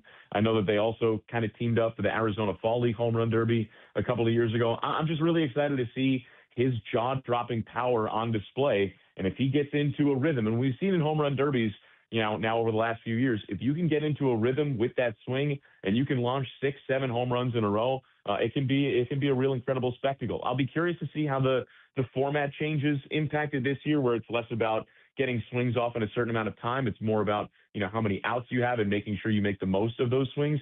But he's got as good a chance as any that are in the field. Yeah, taking a look at the 6 names that are in the field alongside Caglione, Junior Caminero, Wilson Contreras, Bryce Harper, Jordan Walker, and Ben Rice. 2 names that have still yet to be revealed. Any thoughts as to who those 2 names might end up being, who those 2 guys are? I've heard conversations about Kyle Schwarber or maybe James Wood of the Washington Nationals. Who are the 2 names that you would like to see round out the field? I mean, I got to think that one of them is going to be Kyle Schwarber. I mean, how could it not be, especially in Philadelphia? I love that Bryce Harper is doing it. Frankly, I think that's going to be really, really cool. It's always great when there's a hometown player that participates in the home run derby. I can't imagine that Kyle Schwarber, who's been one of the premier home run hitters, over the last few years, is not going to be a part of it too. I think James Wood would be really fun to watch also. Off the top of my head, I know he might not be 100% healthy, but what Munetaka Murakami did at the beginning of this season with his 20 home runs in the blink of an eye, that would be fun power to see on display. I'll be honest, candidly, I'd love to see Yordan Alvarez in the home run derby. I think that dude has as much power and presence as any hitter in the game. Of course, I'd love to see Shohei Ohtani do the home run derby, but the guys that are in it, I mean, we saw Junior Caminero, unfortunately, firsthand put on an incredible power display. I think he's going to be really fun to watch. I think Tags is going to be really fun to watch. Harper's going to be incredible. I'd love to see Kyle Schwarber be one of those last 2 that's in it. And as we look ahead to the future here, I want to ask about, of course, tomorrow is the MLB draft. It starts tomorrow. Have you heard anything from either Q or JJ Piccolo? Any thoughts, any insights into where the Royals might be looking as we head into tomorrow? Of course, they've got the 6th overall pick in the first round. To be honest, I haven't heard a whole lot. I also admittedly haven't asked about it a whole lot. I did read Annie Rogers' piece in her newsletter, which is fantastic. Always encourage you to read that.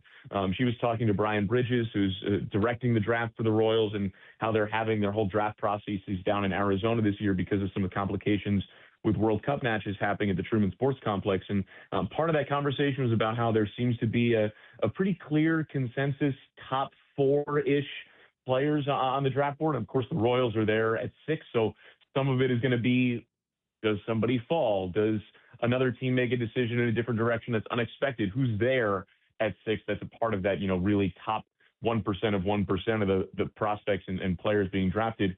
I have the feeling that the Royals are going to take the best possible player out there. I mean, that's what they've done now the last couple of years. That seems to be the case, and it certainly seems to have served them well over the last couple of years. I know Sean Gamble got off to a slower start down in the minors, but he seems to be picking up the pace, and he's still just getting his feet wet in baseball after playing high school last year. So I'm excited to see who the Royals take and how that player progresses over the course of their career. And we know that there have been a couple of first-round picks right now that are at the center of the Royals lineup, and Bobby Witt Jr. and Jack Caglione. Those are 2 of the first-round picks over the last, 5, 6, 7 years or so. And Carter Jensen's at the top of the lineup. He wasn't a first-round pick, but you can make an argument that the way that 2021 draft unfolded, that Carter Jensen was a first-ish round talent that, got overslot in the 3rd round, and there's a reason why for that. So I'm excited to see what happens with the draft. I'll be honest, I think it's a little bit, the schedule this weekend is a little bit strange where everything seems to be happening all at the same time. I'd love for these events, the futures game, the draft, to have kind of their own window. Because it's going to be hard for, admittedly, me, someone that enjoys those 2 events, to follow them when we're also, watching the Royals hopefully beat up on the Orioles this weekend. That's Jake Eisenberg, the play-by-play voice of the Kansas City Royals. Jake, appreciate you taking the time this morning, my man. Of course. Thanks, guys. That was Jake Eisenberg joining us a little bit earlier in the show. And I asked him about who he'd like to see in the home run derby. And, well, now we have confirmation. Kyle Schwarber is going to be participating in the T-Mobile Home Run Derby. So that now makes 7 of the 8 slots are filled. Still awaiting to see who that 8th and final name is going to be. And, I mean, there are some good ones to choose from. I mean, you've got already in the field 3 of the top 5 home run hitters in baseball, with Schwarber and his 32 bombs in the field. Ben Rice, with his 28 home runs, will be participating, and Junior Caminero at 27. So you look at the home run numbers and you see, okay, Yordan Alvarez, 29 home runs, 67 ribbies. Could he be the 8th name? And then you have 4 of the top 5 home run hitters actively in Major League Baseball that are competing. Hunter Goodman of the Colorado Rockies. I know he's not necessarily a popular pick because he plays for the Rockies, but the Royals have one of the worst records, if not the worst record in baseball, and Jack Caglione is competing. James Wood is another popular name that's been thrown out. Lance in the text line says he wants to see Ryan O'Hearn in the home run derby. Yeah, the guy's having a hell of a year. I mean, frankly, he's had a hell of a career since the day he left the Royals, which is somewhat unfortunate. But, I mean, yeah, he was like a career 220, 230 hitter with the Royals, goes to Baltimore, and immediately just starts raking. You know, hits 289 in Baltimore in his first year. Then he hits 264 and follows that up with a 283 year before getting traded to the Padres, where he hit 276. And this year with the Pirates, the guy's hitting 289 with 16 homers and 61 RBIs. He's already set. I mean, he's 2 RBIs away from a career high in RBIs. And he's 1 home run away from a career high in home runs. It's the All-Star break. Couldn't have done it in Kansas City, though. Could you, Ryan? Thanks, man. Along those same lines, though, while we're talking about the home run derby, Bryce Harper, you know, another Philadelphia Philly, because of course the All-Star week is in Philadelphia.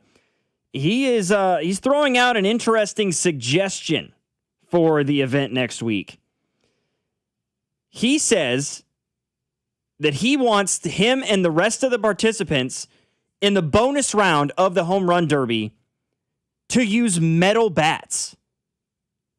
He wants Major League Baseball to let the guys use metal bats. Huh?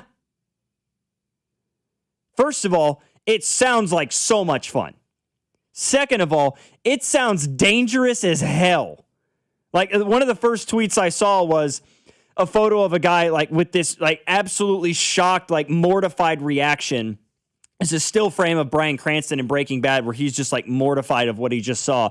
It's like me watching watching the guy beside me get his head taken off by a Jack Caglione 125 mile an hour line drive. Yeah. Somebody said that would be awesome. People in the crowd in the outfield would die though. Yeah. I mean, let's all hearken back to 3 years ago, that viral video of Jack Caglione hitting like a 515-foot home run with a metal bat at Florida. Now imagine Jack Caglione today having a metal bat in his hand. Like, father and son go to the baseball game. They're sitting 6 rows deep in the outfield and say, I can't believe it. Oh my God, Timmy!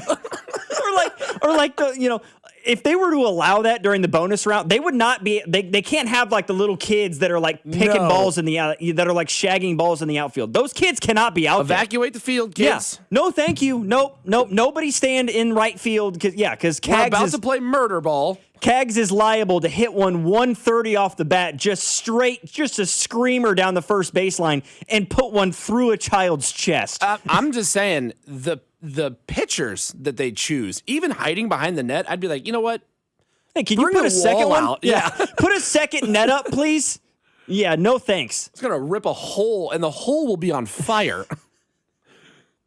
Nobody's safe out here. Yeah, like just like that scene in Ted Lasso where he kicks the ball so hard it goes through the net. Like, yeah, that's what's going to happen to one of these guys on the bump throwing BP and just watching 130 mile an hour bullets coming right back at him.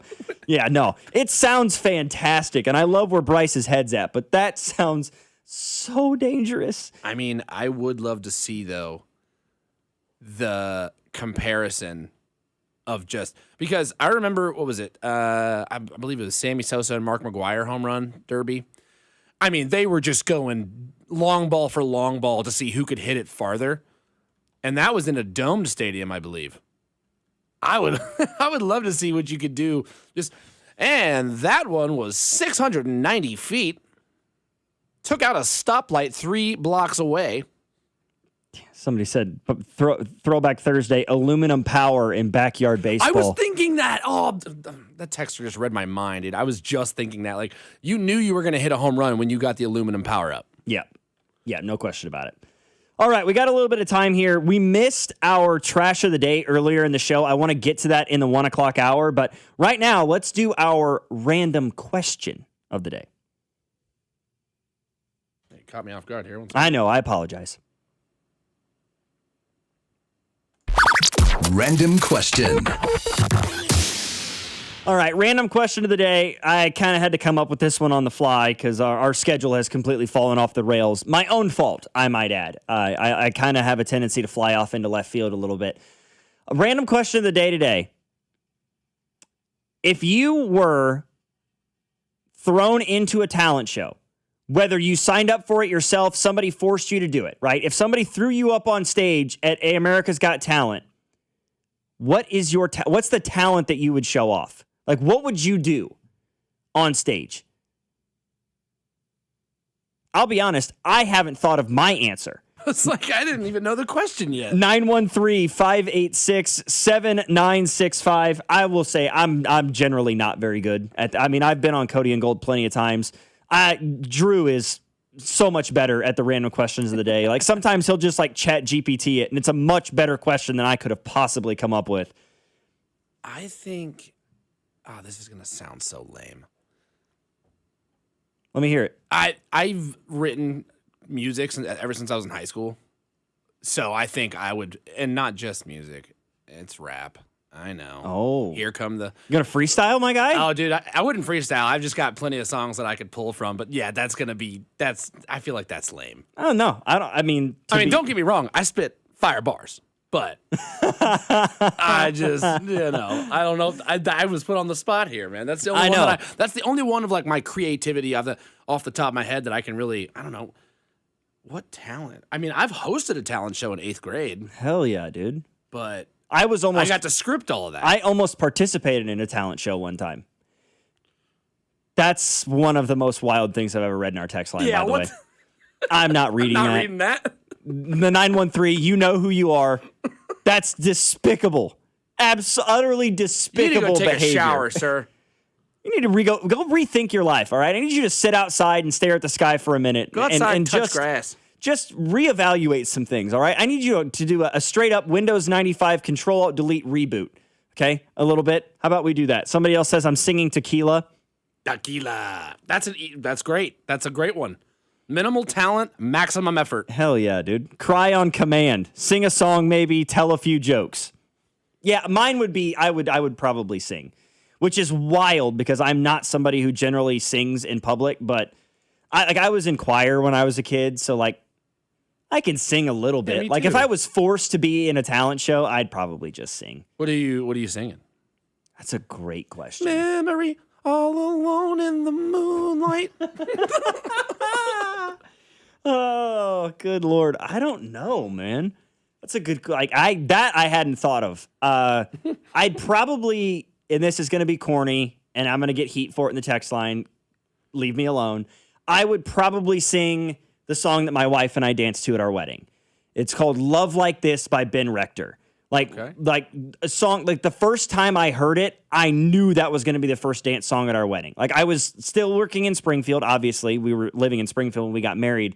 Like driving to work, 9 o'clock in the morning, that song came on. First time I ever heard it. I walked into the office with tears running down my face. Everybody's like, dude, are you okay? Yeah, man, I'm fine.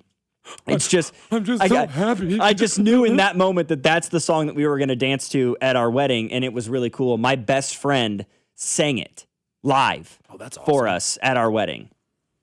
I can sing a little bit. Someone who can't sing. I can sing. I have a tendency I don't have a ton of confidence in my singing ability, but I can sing. It's just, I'm very hard on myself. I was going to say, I can do, I like me some Josh Turner. Baby, lock them doors. Hell yeah, turn dude. them lights down. You can do a little something like that. Why don't we just dance? A little Long Black Train, Josh Turner. Long Black Train, good one. Dude. Some Chris Young. I could do some Chris Young, you know. Justin Bieber is probably another one. I know. Some Tennessee whiskey. Give me the heat there. No, I don't have that in me. I can do that one. I can't Chris Stapleton. I can't, dude. Any of those, the runs that he does are just outrageous. The rasp in his voice, I can't replicate it. I mean, I'd sound okay, but people would hate it because it would be nowhere near what that man can do. Oh boy, that's sweet. Shaking my head. All right, dude, whatever. I'd be Bert Kreischer and show off my old beer belly and long gray beard and dance like a hooligan and sing Cody Tap songs. I'd pay money to see that. Hell yeah. I can burp and fart on command. Gross. I can gulp air down to burp and can suck air up by... Wow, I'm not... Okay. Nope. The burping on command, that's pretty common. I can burp the ABCs. The farting is actually pretty impressive. That is impressive. I don't want to see it. Disgustingly impressive. Yeah, I don't want to see it, but good for you. Yeah, I can actually burp the ABCs. That is something I can do. I could probably give that one. I'm being told I'm a coward for not reading this person's comment. No, we're not reading that. I don't want to get fired. Yeah. No. Naming people who talk low isn't singing, says the guy who probably can't sing. Josh Turner can sing. I'm like, what are man. you talking about? Josh Turner can sing. He can absolutely sing. He doesn't just sit in that lower register. Stick to sports. You guys are out of your element. You're out of your element, Donnie.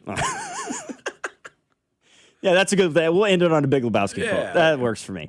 913-586-7965 is our number. No regular Fan Club Friday coming up because the guys are off today. So we're just going to kind of go through the 1 o'clock hour the way we have the last three. We'll get to our trash of the day because I procrastinated the hell out of it. We'll also do a little bit of what's trending, and we'll hear once again from Jordan Foote of the Chiefs on Sports Illustrated. Stay with us here on Cody and Gold. Logan Weber filling in for Cody and Alex. Blake Schnieders filling in for Drew, doing a great job here on your home for Kansas City Sports. 96.5, The Fan. What's up, Kansas City? This is Vinny Pasquantino, and you're listening to Cody and Gold, weekdays starting at 10 on 96.5 The Fan. Brought to you by Heartland Men's Health, the leader in men's sexual health. Thousands of men have been successfully treated for low T, ED, and more, all with discretion and compassion. Make your appointment at heartlandmenshealth.com. One of life's greatest mysteries has finally been solved. Who let the dogs out? Spruce! It's Spruce, the weed and grass killer that's safe for use around people, pets, and bees, when used as directed. Spray the leaves for visible results in just 1 hour, and dead weeds in just 1 day. You spray, they play. Spruce, pet friendly, weed deadly. Find wherever weed killers are sold. And the match is about to begin. Most of the team is out with COVID-19, so there'll be some substitutes tonight. What's this? We have an unexpected guest on the field. It's a dog. Well, they could do with extra players. She's going for the ball. Are front paws hands or feet? Soccer season is full of surprises, and COVID-19 could be one of them. If you test positive, prescription medications may help. Ask your doctor if they're right for you. Learn more at PfizerForAll.com. Sponsored by Pfizer. The Royals and the See You in the Major Leagues Foundation are teaming up with Blue Cross and Blue Shield of Kansas City to recognize outstanding high school sports coaches through the Blue KC Coaches with Character program. From April to September, we'll recognize 6 coaches as a Blue KC Coach with Character. Each honoree will receive a VIP package that includes tickets to a Royals game and more. Be part of honoring our high school coaches whose service is making Kansas City a better place to live, work, and play. Just go to bluekc.com/nominate coaches with character to nominate today. When Kansas City storms roll through, hail and wind can damage your roof without you even realizing it. If your home was hit, call us at Century Roofing for a free inspection today. We handle every step with your insurance company, making the process stress-free and easy for you. For over 35 years and more than 35,000 roofs, we've been protecting Kansas City homes. Let us protect yours. Trust the Pillars of Strength with KC-based and female-owned. Century Roofing, KC.com. Century Roofing. Trust the Pillars of Strength. Conservative, family man, author of The Bald Plan to Reduce Property Taxes. Listen to Scott Schwab. Property taxes are killing Kansans, but one day it hit me. BALD. BALD stands for Better Affordable Living by Decreasing Property Taxes. And it's the only detailed plan. Schwab's BALD plan means voter approval for property tax hikes, refunds for unfair assessments, and tax relief for seniors and working families. Listen to Scott Schwab. I focus on reducing taxes for Kansans. You should keep more. My BALD plan makes sure of it. When I'm governor, we'll get it done. Finally, a governor with a good head on his shoulders. Author of the BALD plan to decrease property taxes. Conservative Republican Scott Schwab for governor. Visit scottschwab.com/bald to learn more. Paid for by Schwab for Governor, Jim Felter, Treasurer. If you're looking for new work, Gann Asphalt and Concrete is seeking motivated candidates to add value to their business and, of course, their clients. They give top pay in the industry. They have health, vision, dental insurance, paid time off, and, of course, advancement opportunities. Work with a great local company who wants to see you grow with them. Go to GannAsphalt.com and find out how this new career opportunity can work out for you. Gann Asphalt, one contractor, all things parking lot. Attention, have you racked up $10,000 or more in credit card debt? Are you barely getting by making minimum payments?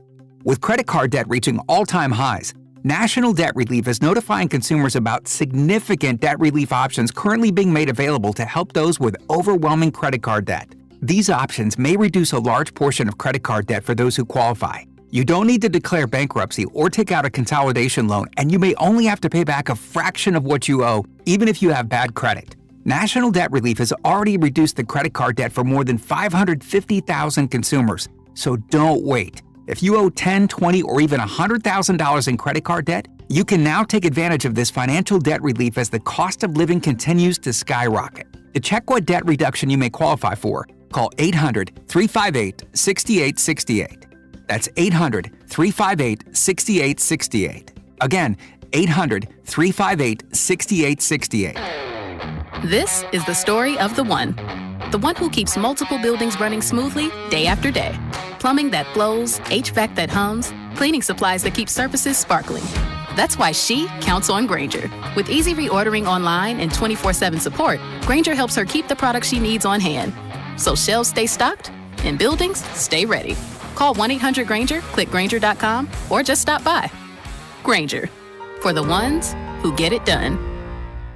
There's only one Ozempic. Hello, I'm Ozempic. Because this ad is 30 seconds, I can't get into everything I'm FDA approved to do, so I'm just going to play my jingle again. But first, ask your doctor about which FDA approved uses of me, the Ozempic pen, may be right for you. Call 1-833-OZEMPIC or visit Ozempic.com to view the medication guide and learn more about Ozempic semaglutide injection, 2 milligrams. Only Novo Nordisk makes FDA approved Ozempic. Now here's that jingle again. There's only one Ozempic. Hey, it's Rob Brinton, and now that we're winding down the Kansas City portion of this summer soccer tournament, we want to thank you all for listening to Beyond the Pitch KC, presented by our friends over at Commerce Bank. The final episode will be released on Wednesday, July 15th, on the Odyssey app or wherever you get your podcasts. Hey, it's Carter Jensen, and this is your home for Royals baseball, 96.5 The Fan. KFNC FM and AM, HD1 and HD2 Kansas City, an Odyssey sports station.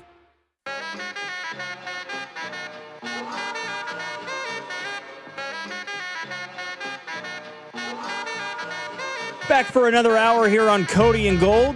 96.5 The Fan, your home for Kansas City sports. If you missed any part of the show, you'd like to go back and listen, check out our podcast page on the Odyssey app. Find it on your iPhone or Android. Just search up 96.5 The Fan. You can find any of our shows, whether it be Fesco and Dusty in the morning, whether it be midday here at Cody and Gold, The Drive in the afternoons with Rob and C-Dot, or even our after-hours shows, which are normally hosted by yours truly, or our boy over there in the bullpen right now getting set for the drive today. That's big old Jay Binkley. 913-586-7965 is our number. Want to replay our interview we had earlier today with Jordan Foote. We talked with him during our Chiefs Red Half Hour at 11:30. But before we get to that, we talked about this at the outset of the show today. And this is one that is, if you didn't hear it earlier, going to irritate you a little bit if you're a Kansas fan. So, of course, yesterday, one of the bigger storylines in sports was the matchup of number 1 versus number 2 at the Vegas Summer League for the NBA. AJ DeBansa and the Wizards taking on Darren Peterson and the Utah Jazz. And while both AJ and Darren both finished with 20-plus points, I think Darren had 24 and DeBansa finished with 27, both of which did it on 18 shots. DeBansa kind of had a better game. He was more efficient, at least less turnovers at that. He had 7 rebounds in the game. Darren turned it over 8 times, but that's, in my view, not the big storyline for us here locally. Blake, I don't know if you have my computer potted up here, but Darren was asked after the game about making his Summer League debut yesterday. Here's what he had to say. Well, maybe not. Is that you or me?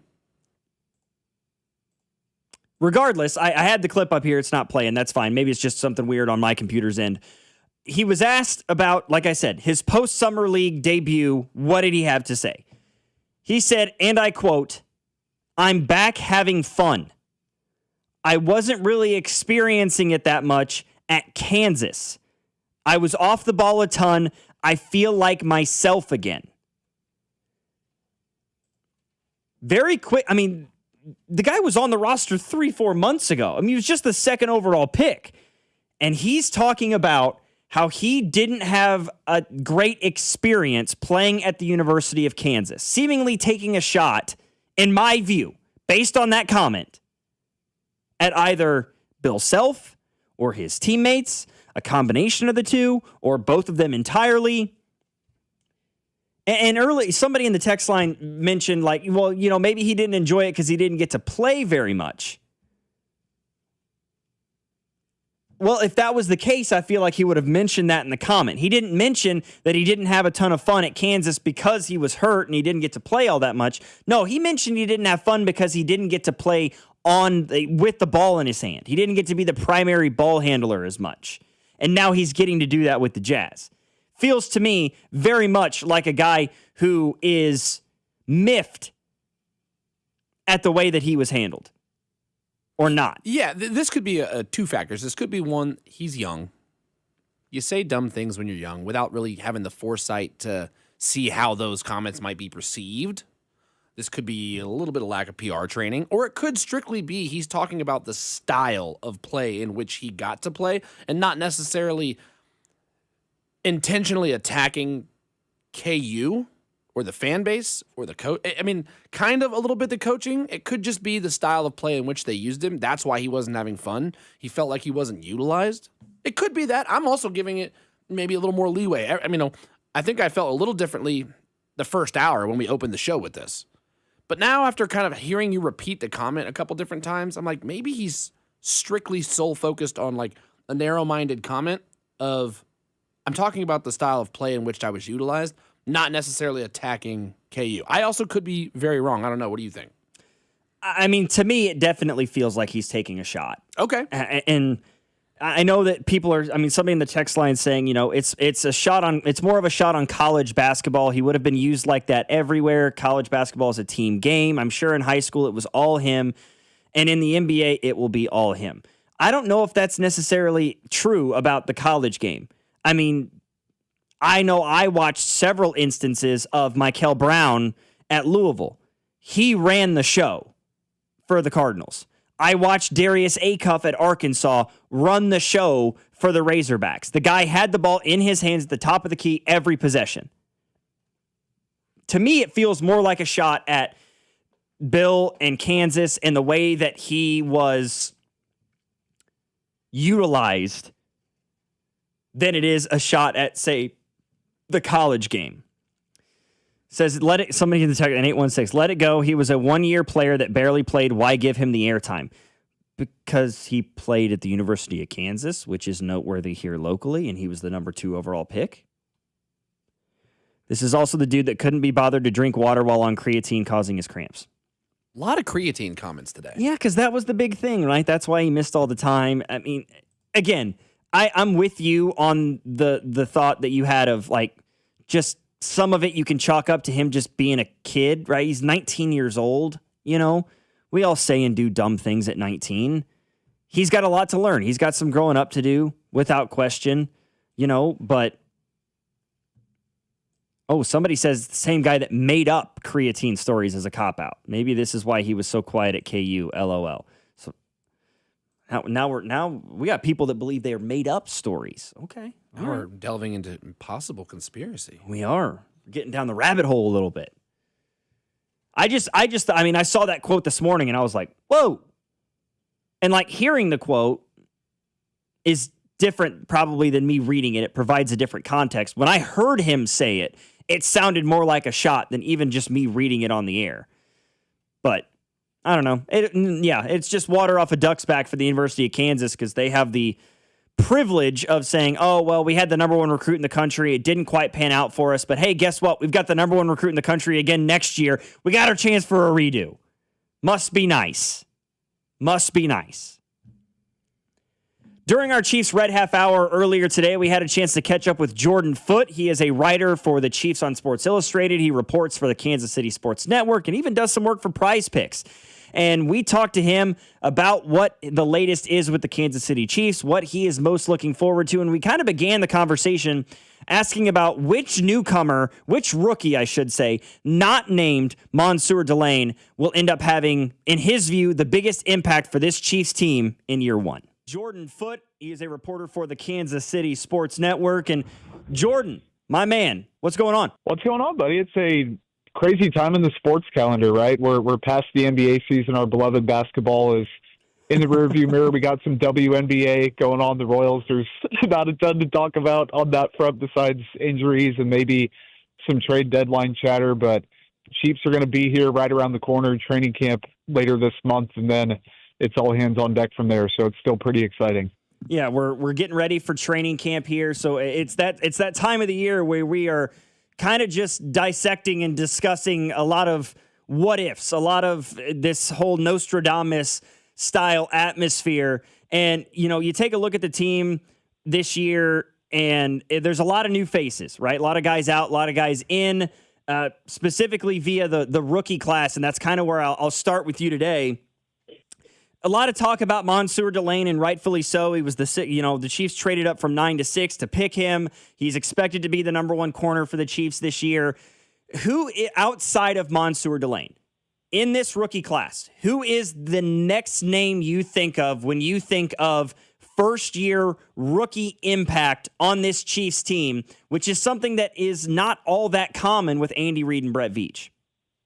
I think it's got to be Peter Woods, and that's ironic because anyone's asked me about Peter Woods, I've kind of said this is more of a 2027 and beyond type of play.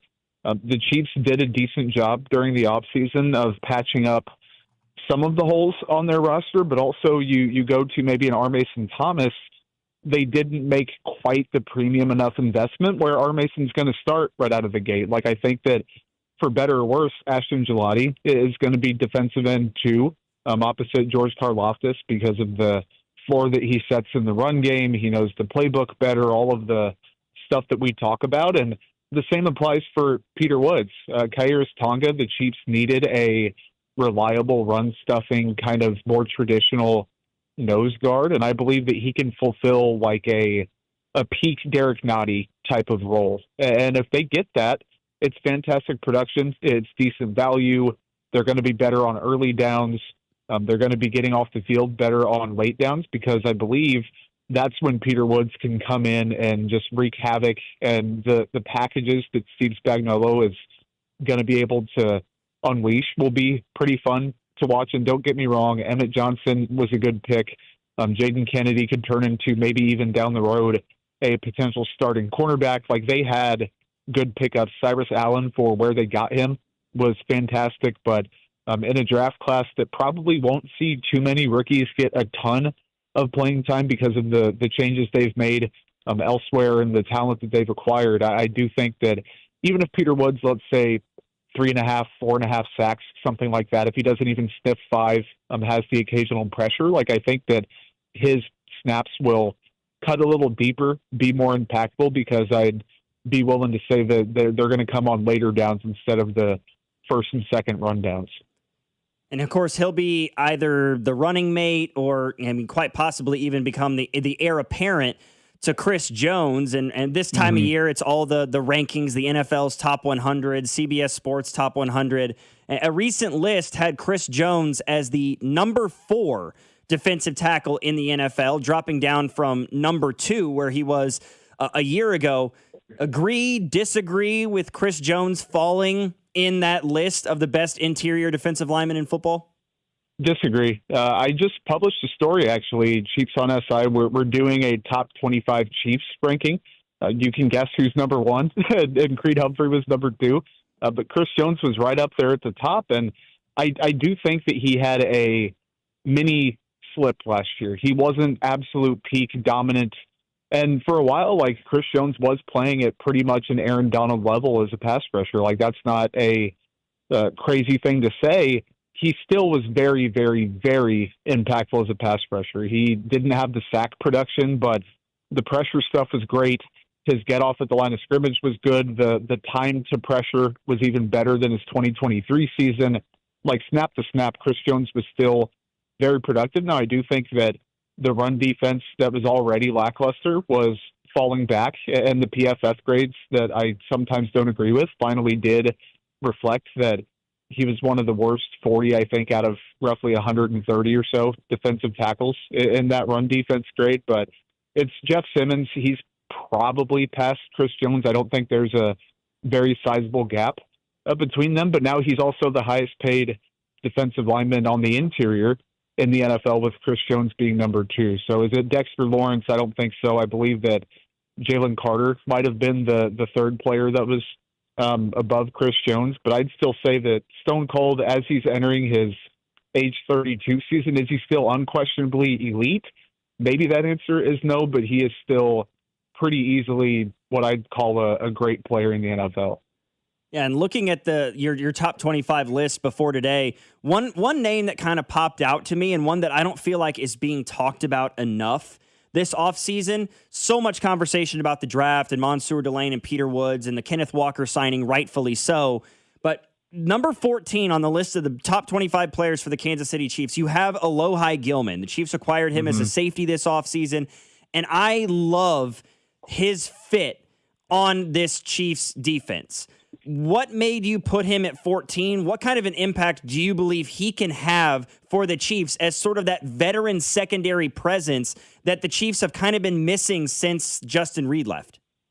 Yeah, it's exactly that, Logan. You hit the nail on the head. And listen, for a deal where Brian Cook, good for him, went and got paid and got a nice contract, to get Gilman at the value they did, moving on from Justin Reed, like kind of staying consistent in that price range, he has just insane ball production. And yes, he's going to miss some tackles. It's not a effort thing. It's a technique thing. But at this point in his career, I just don't believe that that's going to change. He kind of does play like his hair's on fire sometimes. But, man, he is always around the football, forcing fumbles, recovering fumbles, breaking up passes, getting interceptions. And when your defense does give up big plays, which the Chiefs, to their credit, even when they've slipped in the past few years, they haven't given up a ton of explosives. That's one thing that they take pride in. But when you're giving up these long drives, and the Chiefs have played in 2024 and 2025, this kind of drag it out, long drive, limit possessions, ball control type of style, if you're committing careless turnovers on offense or not getting them on the defensive side, it makes life infinitely difficult for you. So Gilman, don't get it twisted. He will not be a Tyrann Mathieu, we're going to line you up in the slot and cover opposing receivers. It won't be you're going to only play in the box. Like, he's going to be doing some of that traditional, more deeper down the field stuff, split shell coverages, maybe even some single high if they need. But he also can come downhill and is a willing participant in the run fit. He's a smart player.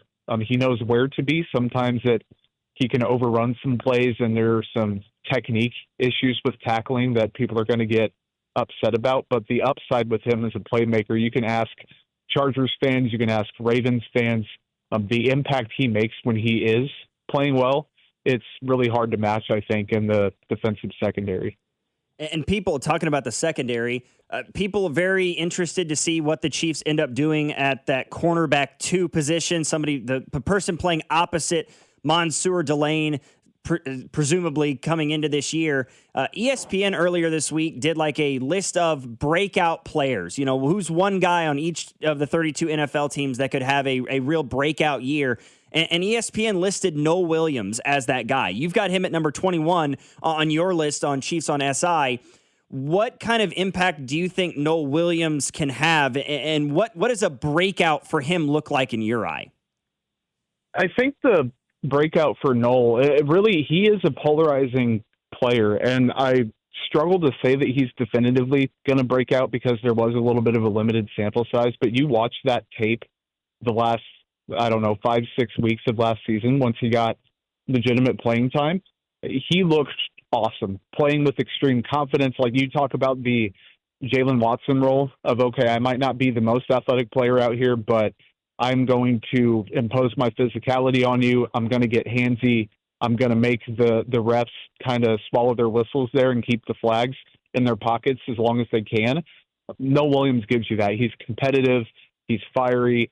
Steve Spagnuolo seems to like him a lot. And for as great as Spags is, and I'm one of the highest on him around, but he does kind of get some favorites sometimes. And we've seen it with the Jamari Connors of the world, the keeping Nick Bolton on the field so much, even when it might behoove the Chiefs to roll with somebody else on a passing down, stuff like that.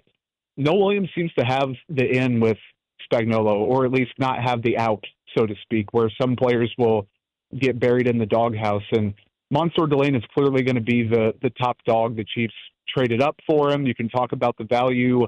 Was it the right move? All of that good stuff until the cows come home. But Noah Williams has the length, the boundary chops, and we talk about the L'Jarius Sneed reacquisition, what they're going to do at slot. Is Kader Kohu going to be fully healthy, recovered? That seems to be yes, but how much does he have left in the tank? How consistent is he? That remains to be seen. The secondary had a bunch of changes this offseason. I think a lot of them for valid reasons, not necessarily positive because we have to see, but valid. And a lot hinges, though, on Noah Williams turning into the cornerback they need him to be. And it might not even be more of a he breaks out and has 5 interceptions, 8 passes broken up, whatever it is. But if he can just get 90% of how he played down the stretch, but do it over the course of a full season, I think that really the sample size adjustment would showcase more of a breakout than a limited sample in a 6-11 season where there weren't eyes on him. If you can double that back with eyes on you, then you're a legitimate player. Well, as much as we love the hypotheticals and the lists and all those things, I think all of us are chomping at the bit for the season to begin. Training camp about a month away here. Jordan, appreciate it, my man. Always love talking to you here in the morning. Thank you very much. Yep, likewise, brother. You're listening to Cody and Gold. We're going to try to tickle your tonsils. Brought to you by Heartland Men's Health, the leader in men's sexual health. Thousands of men have been successfully treated for low T, ED, and more, all with discretion and compassion. Make your appointment at heartlandmenshealth.com. I'm worried. Since your accident, we've got medical bills and you're missing work. I know. I just don't know where to start. We call SWL Injury Law the Car Crash Kings. It's what they do. If they can help us get through this. We've helped people just like you recover what they deserve. Visit us at SWL Injury Law today for your free consultation. We're the Car Crash Kings. It's what we do. Visit SWLinjurylaw.com. The choice of a lawyer is an important decision and should not be based solely upon advertisements. Honey, did you invite the minions over? Hello! Well, you know how we talked about getting Wi-Fi from Xfinity? Yeah. I ordered it this morning, was online in minutes, then they showed up. So they just came over to use the Wi-Fi? They even brought their own devices and spellbook. You didn't give them the new Wi-Fi password, right? No! That's good. I gave them our old one. Because Xfinity lets us keep the same network name and password so devices connect instantly. What do they want Wi-Fi for anyways?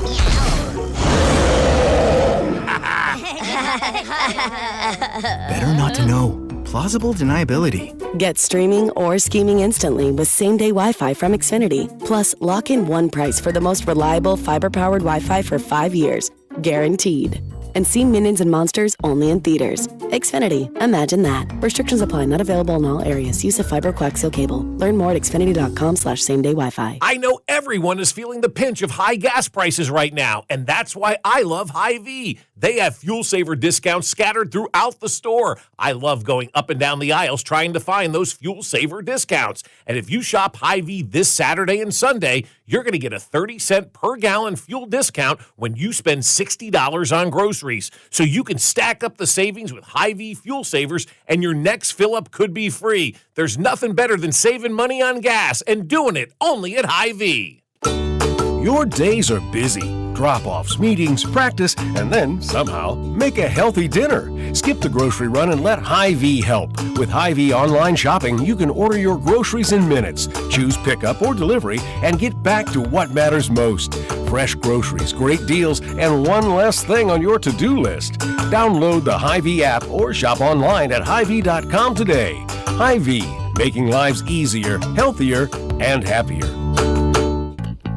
You know that weird smell your AC makes when you turn it on? Ooh, you really shouldn't. Luckily, you can just take it to Telly. Schedule your service at TellyTire.com. Have you ever seen a drive-thru as less of a lunch option and more as a challenge? We can help. Just take it to Telly. Schedule your service at TellyTire.com. As World Soccer hits the big stage, Fanatics Sportsbook is making every game day worth more. Earn up to 10% fan cash on your soccer bets, win or lose.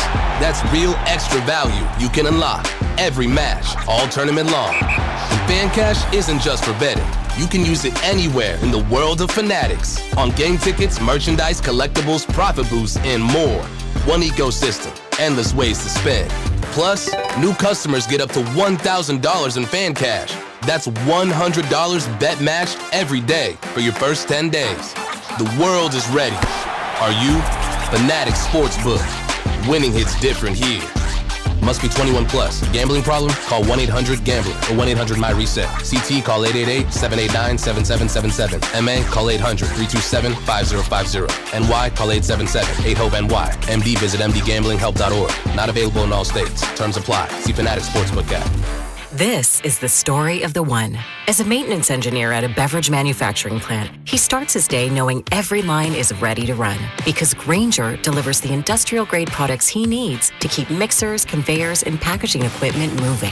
With Grainger's vast selection of bearings, belts, and motors, he keeps operations running smoothly, so nothing grinds to a halt. Call 1-800-GRAINGER, click Grainger.com, or just stop by. Grainger, for the ones who get it done.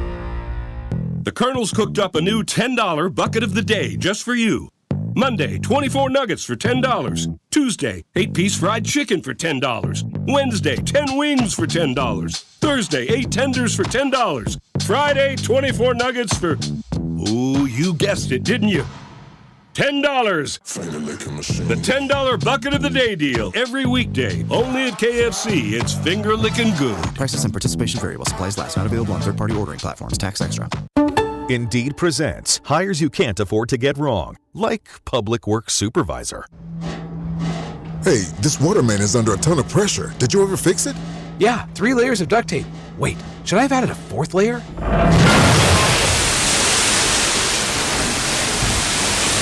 This is a job for sponsored jobs. This is what happens when you don't sponsor your job on Indeed. Next time, get matched with quality candidates with Indeed sponsored jobs.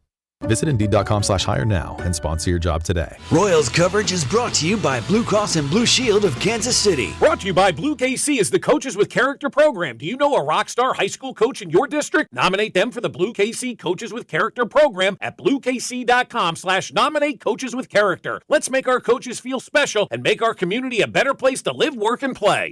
You're listening to 96.5 The Fan from the DM Injury Law Studios. Mike's got this. Car, truck, or motorcycle wreck? Remember, Mike's got this. 816-888-7500. Mike's got this. Cody and Gold here on 96.5 The Fan. Logan Weber and Blake Schnieders in for the guys today, doing their prep session for the upcoming 26-27 Kansas City Chiefs season. Guys will be back on Monday. This would normally be a time in the show where we would get into some what's trending, but as I did not follow the normal template or script of the show today, we missed out on our trash of the day. Trash of the day. I didn't do this intentionally. Pun unintended, one might say. Our trash of the day inadvertently surrounds trash. It is about trash. Pulled this article it was on a couple of different sites, but the one I found it on initially was from The Independent. Taylor Swift fans buy up wedding trash gathered outside venue and sold online. Yes, this is not a joke. I'm so serious. Swifties are buying trash. So apparently, according to the article, there is this man, Justin Gignac, I'm assuming is how you pronounce this name. I don't know for certain. He has an online website where I don't know if he does it himself or he has somebody that does it for him. According to his website, he handpicks the items himself. He goes around New York and picks up trash and sells it online. So, of course, last week, literally a week ago, massive event at Madison Square Garden as Kansas City Chiefs legend Travis Kelce and world-renowned pop star Taylor Swift tie the knot. So what does Justin do? In the hours following the ceremony, he just walks the streets around Madison Square Garden and picks up trash. And is now selling it online to Swifties for $25. What are some of the items that he said that he picked up and is now selling online? Some of the items include cigarette butts, bottle caps, and this will be a fun one for everybody. There's even the possibility of, if you buy items from this man, an ovulation test kit. I'm sorry, what? Yes. Somebody had a test kit to determine whether or not they were ovulating, left it on the ground seemingly, or in a trash can outside of Madison Square Garden, and it is now being sold online to somebody who may pay actual currency to have it because it was found on the ground the day that Taylor and Travis got married. I'm a fan of things. I can be a bit of a fanatic, right, about certain things. Never in a million years would I do something like this. Because it's not even trash from inside the stadium. Nope. It's just random trash that happened to be adjacent to at said time of pop star wedding. Yeah, we can't even confirm that this is trash that was left on the ground by guests of their it was just on the ground around MSG the day they got married. It's not like he grabbed it off the ground and took it in to be graded. Yeah. or certified. The items are being sold under the title NYC Pocket Garbage, Not Invited Edition. The product's being listed for as much as $25. On top of the ovulation test kit, the cigarette butts, and bottle caps, there is also items including straws, an AirPod, not AirPods, just singular a lone AirPod that somebody must have dropped on the ground, a ring pop, opened or unopened. Let's ask the important questions here. A rainbow fan, utensils, caution tape. Caution tape, I could get why you spend a little bit of money on caution tape that was cordoning off areas for people to get. That's sort of I could kind of get that, maybe. But here's Still the thing. Weird. Here's maybe one of the crazier parts of this entire thing. Shoppers will not be able to make requests on the items that they will be purchasing, that they will be randomly selected by him. Oh, even better. You want to buy something? Doesn't matter what you're going to get. Yep. Just give me the $25. He's quoted in the article by saying, quote, "Sorry, no requests, only telepathy. Use your crystals, totems, and vision boards to manifest the one you want." He is leaning into the fanaticism of some Oh, God, Swifties, yeah, dude. He describes the items as being taken from as close to Taylor and Travis's big day as you could have gotten without an invitation. Trash or genius? Oh my God. According to the website, the trash has sold out. No way. Sold out, dude. That's disgusting. It is the debut of Pocket Garbage, so you can carry a piece of the greatest day of their lives wherever you go. $25 used ring pop. Boy, I've loved things a lot in my life. I didn't think it was possible to love something so much that you would buy trash that was found on the ground near the place that it happened. I mean, what do they say? One man's trash is another man's treasure, baby. Didn't realize that applied to Swifties, but here we go. That's our trash of the day here on Cody and Gold. 913-586-7965 is our number. Got an 816 says, Swifties have been buying trash for years. I did laugh at that. That was funny. Boom roasted. Boom roasted. Anyone buying any of this has mental issues. Well, I'm sure there are people who believe I have mental issues after I went ahead and bought a video game that came out 16 years ago for $20. Yeah, I did it, all right? I'm a PlayStation 5 guy. It finally happened yesterday. PlayStation and Call of Duty announced that they are putting Call of Duty Black Ops and Black Ops 2 onto PlayStation 5. They're opening up servers and ports to allow for it. And yeah, I bought Call of Duty Black Ops for $20. I did it, okay? And some people would think I'm delusional, that I have mental issues because of that. You know, to each their own, I have to say. But at least I bought something that I can spend hours upon hours upon hours enjoying for $20. True. You might be buying an ovulation test kit for $25. Like, let's think for a moment, shall we? Used. I mean, I don't That's such an important context. Like, used. Like, yeah, dude. Ugh. I don't have mental issues, Logan, but that's only mainly because I haven't been diagnosed. So, that's how you beat it. Oh, I've been diagnosed, so I know the mental issues are there. I'm not a dog. I'm not ducking and bobbing and weaving those anymore. Yeah, could you imagine? Like, first of all, you're buying trash, so whatever you open is going to be gross. But imagine the person who gets that. Like, imagine you peel open the packaging and you're like, oh, here's my trash from Taylor and Travis's wedding. And you just have to sit there and hold an ovulation test kit in your bare hands. You put it up on your mantle.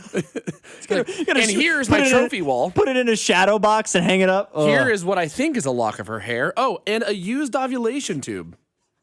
This was the used ring pop from their wedding day. Oh, dude, that would be used so by who, good. you might ask? We don't know. Ugh, that's insane. Like, there's also a part of the article that says, according to TMZ, a bag of air that was collected at the wedding went on sale on eBay for $49,999.99. Nobody's bought it, but the item has been viewed more than 200 times. Folks, come on. Like, let's think for a minute, shall we? I get collecting some, dirt from, Wrigley Field. Yeah. After a game or something. That, okay. I can get behind that. Or, this is the confetti from when the Chiefs won the AFC championship game. I can see that. Keeping your tickets. Okay. This is ridiculous. Yeah, dude.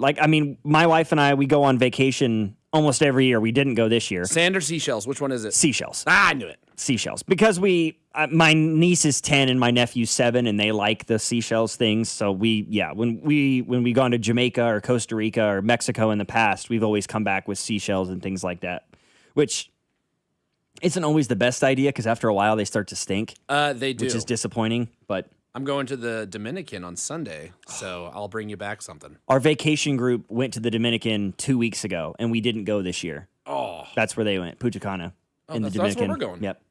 I think that's the only place we didn't go this year, and we regretted it immediately. We won't make that mistake again. But I brought this up earlier, and I just brought it up again, that, yeah, I bought Call of Duty Black Ops 1, okay? I want to know, has anybody played it? 913-586-7965. Does the game still hold up?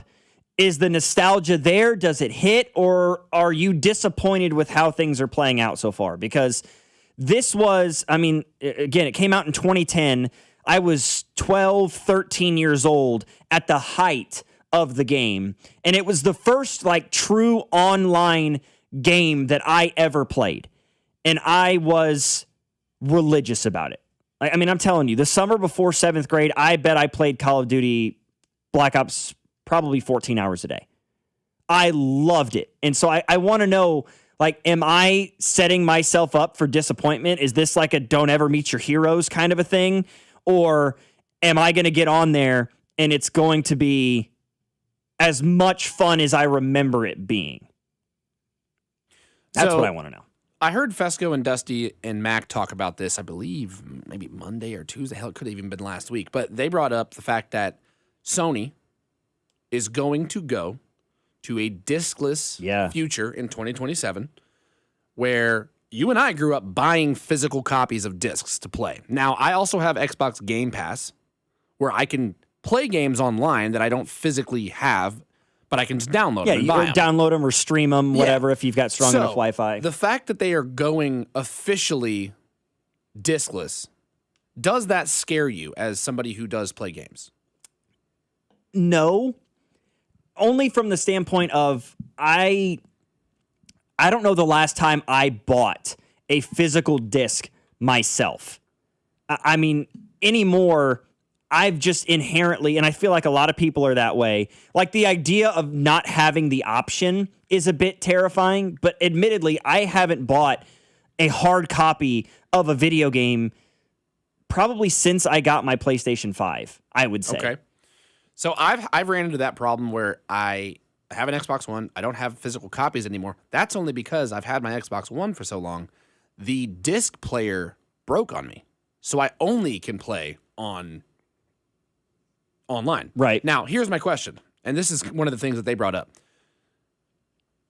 Let's say you have to pay a monthly subscription or this and this and that. But I've bought the game online. And I'll be curious to see how they roll this out. But what if you don't pay and they can just take it away from you?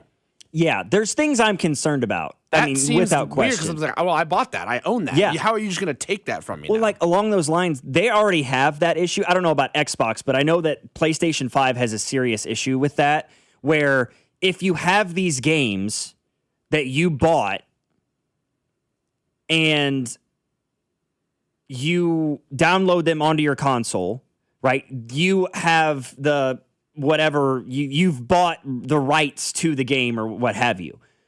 One big problem that PlayStation 5 has, and it drives me crazy sometimes, because I like to take my PlayStation sometimes with me places to a hotel or whatever else, because I just, just in case there's something to do, or, I've got different like multiplayer games or trivia games and things like that my family and I, we can all play together. If you have the game bought and downloaded onto your console without the physical copy, you can't play it if you don't have Wi-Fi, because your system can't confirm that you have the right, that you bought the rights to the game, because they don't have internet service to connect to PlayStation Network. So you just can't play it. So if I were to like bring my PlayStation 5 into the studio right now, hook it up to a TV and turn it on without connecting to the company's Wi-Fi, I couldn't play Black Ops 1. I couldn't play MLB The Show or NBA 2K, which is absolutely absurd to me. That's one thing they've got to fix. And yeah, you're right. At the same time, like this whole like idea of them being able to just pull it from you is terrifying. The problem that's also huge with the downloaded games versus the hard copy games is that the downloaded versions are massive. Like I haven't bought the space they take up. Yeah, dude. Like I didn't buy Black Ops 7. I probably am not going to buy the new Modern Warfare that comes out, because these new Call of Duty games take up like 250 gigabytes of a 500 gigabyte or a 1 terabyte console. Like, I'm not going to waste half or a third or a quarter of my storage on my entire system for one damn video game. Like, that's the other thing that I feel like they have to try to do a better job of figuring out. So somebody in the comments, let's see, mentioned that from the 816 that GameStop is about to go under due to the downloads and not being able to have like physical copies anymore. Now you still have older consoles that can play, but going forward, new ones. Now I was curious about this, and I'm getting off into the weeds a little bit, but I'm wondering, because I don't know if you remember the whole GameStop, Acorn, like investing in the GameStop and that whole debacle probably about 4 or 5 years ago.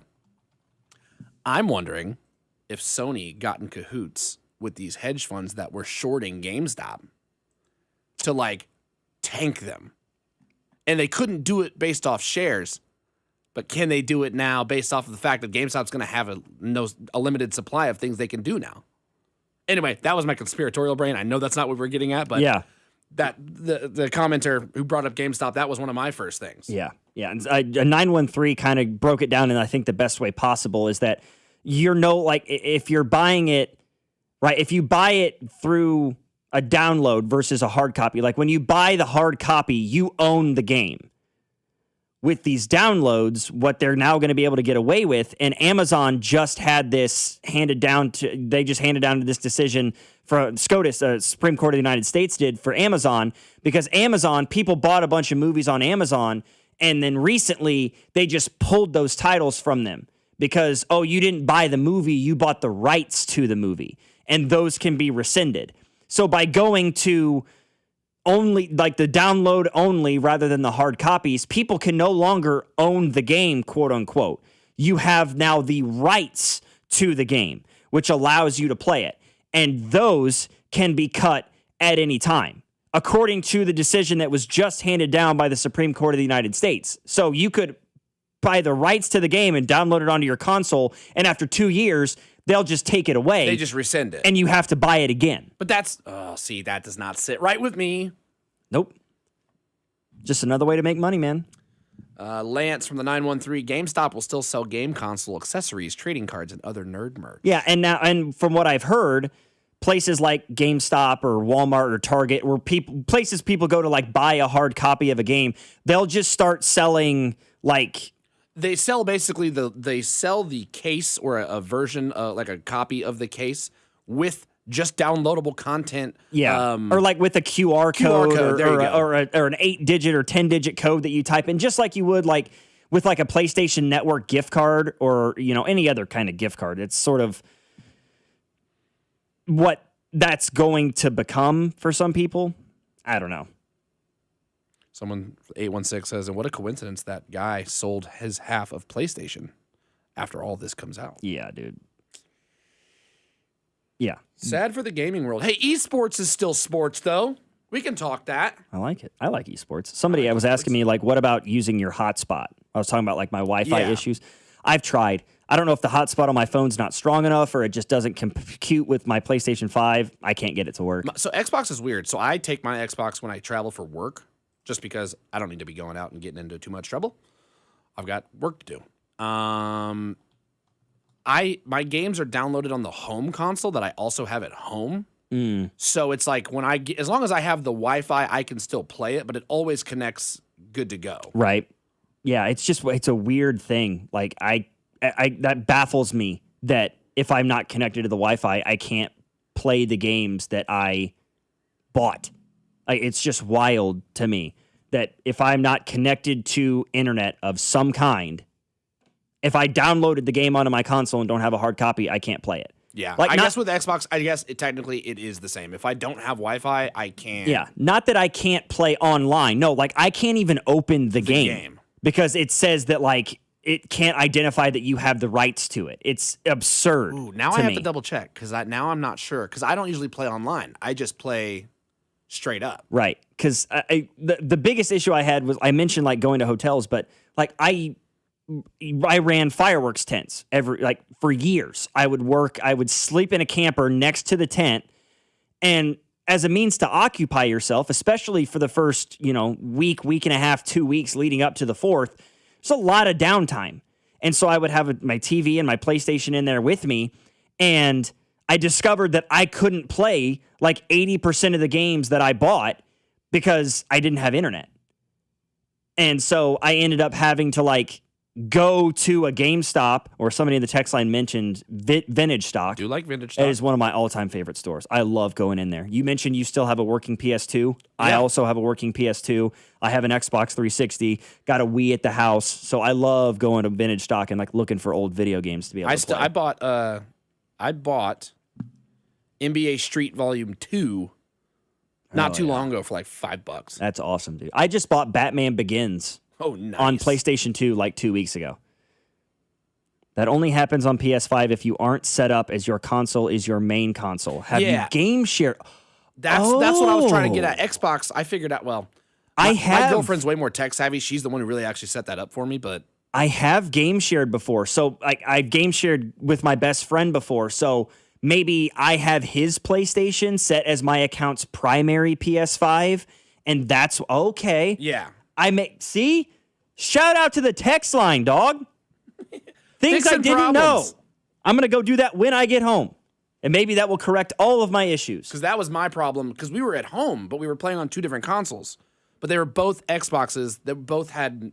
She was trying to get into my account, and so there was something with one of them has to be the home labeled as the home console. Okay. And then that's when you can go back and forth. Yeah, because like when you're trying to game share on PlayStation 5, the person who you're giving the games to, that person has to become the primary PS5, and then they can download your games onto their console. And I did that. I just couldn't. I guess I never switched it back. That's okay. All right. We fixed it. You learn something new every day, big thanks, dog. text line. Thank you so much. Appreciate you guys. All right, we got a few minutes left here. I didn't realize that I'd be spending almost all of it talking about why my PlayStation 5 wasn't working correctly. Turns out I'm just an idiot. I'll take that one. Yep. That's on me. I just didn't know. I didn't have it right. That's fine. I'm willing to wear that one like a badge of honor. Earlier in the show, we talked about Chris Jones.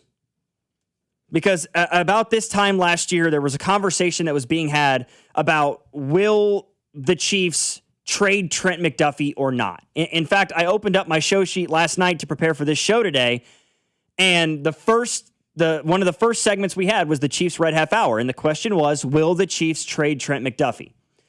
I feel like a similar question is going to start to pop up in the next few months about Chris Jones in a similar respect. Not will they trade Chris Jones, will they possibly cut or move on from Chris Jones? Because he has an out in his contract when this season ends.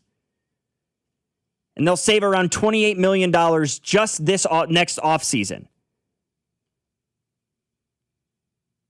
And it's a hard one to ask. I mean, McDuffie was a tough one because it was a situation where he was playing at such a high level and people liked him. And there's always this nostalgic feeling of wanting a guy to be in a Chiefs uniform for his entire career. That has been the case with Chris Jones. I mean, McDuffie, it was 4 years and they moved on. Chris Jones has been a Chief for a decade. So the idea of the Chiefs letting him or forcing him to play elsewhere is hard to stomach. But from a business perspective, I don't mind the idea. Especially if you have these new acquisitions in Peter Woods, who you took in the first round, who's an interior defensive lineman. R. Mason Thomas with the second-round pick at the defensive end spot.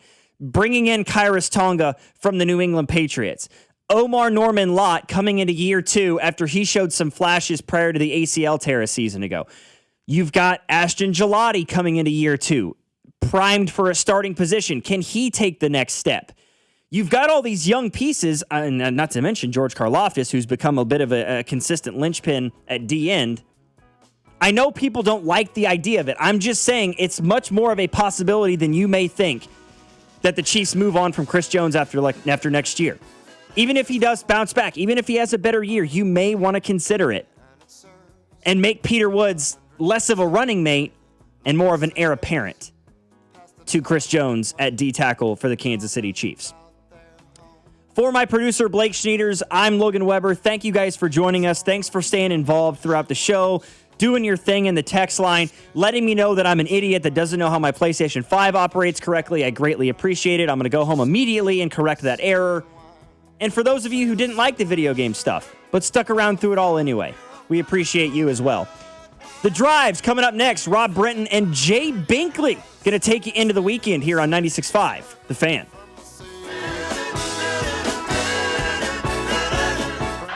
What's up, KC? It's Carter Jensen. You're listening to Cody and Gold on your home for Royals baseball, 96.5 The Fan. Brought to you by Heartland Men's Health, the leader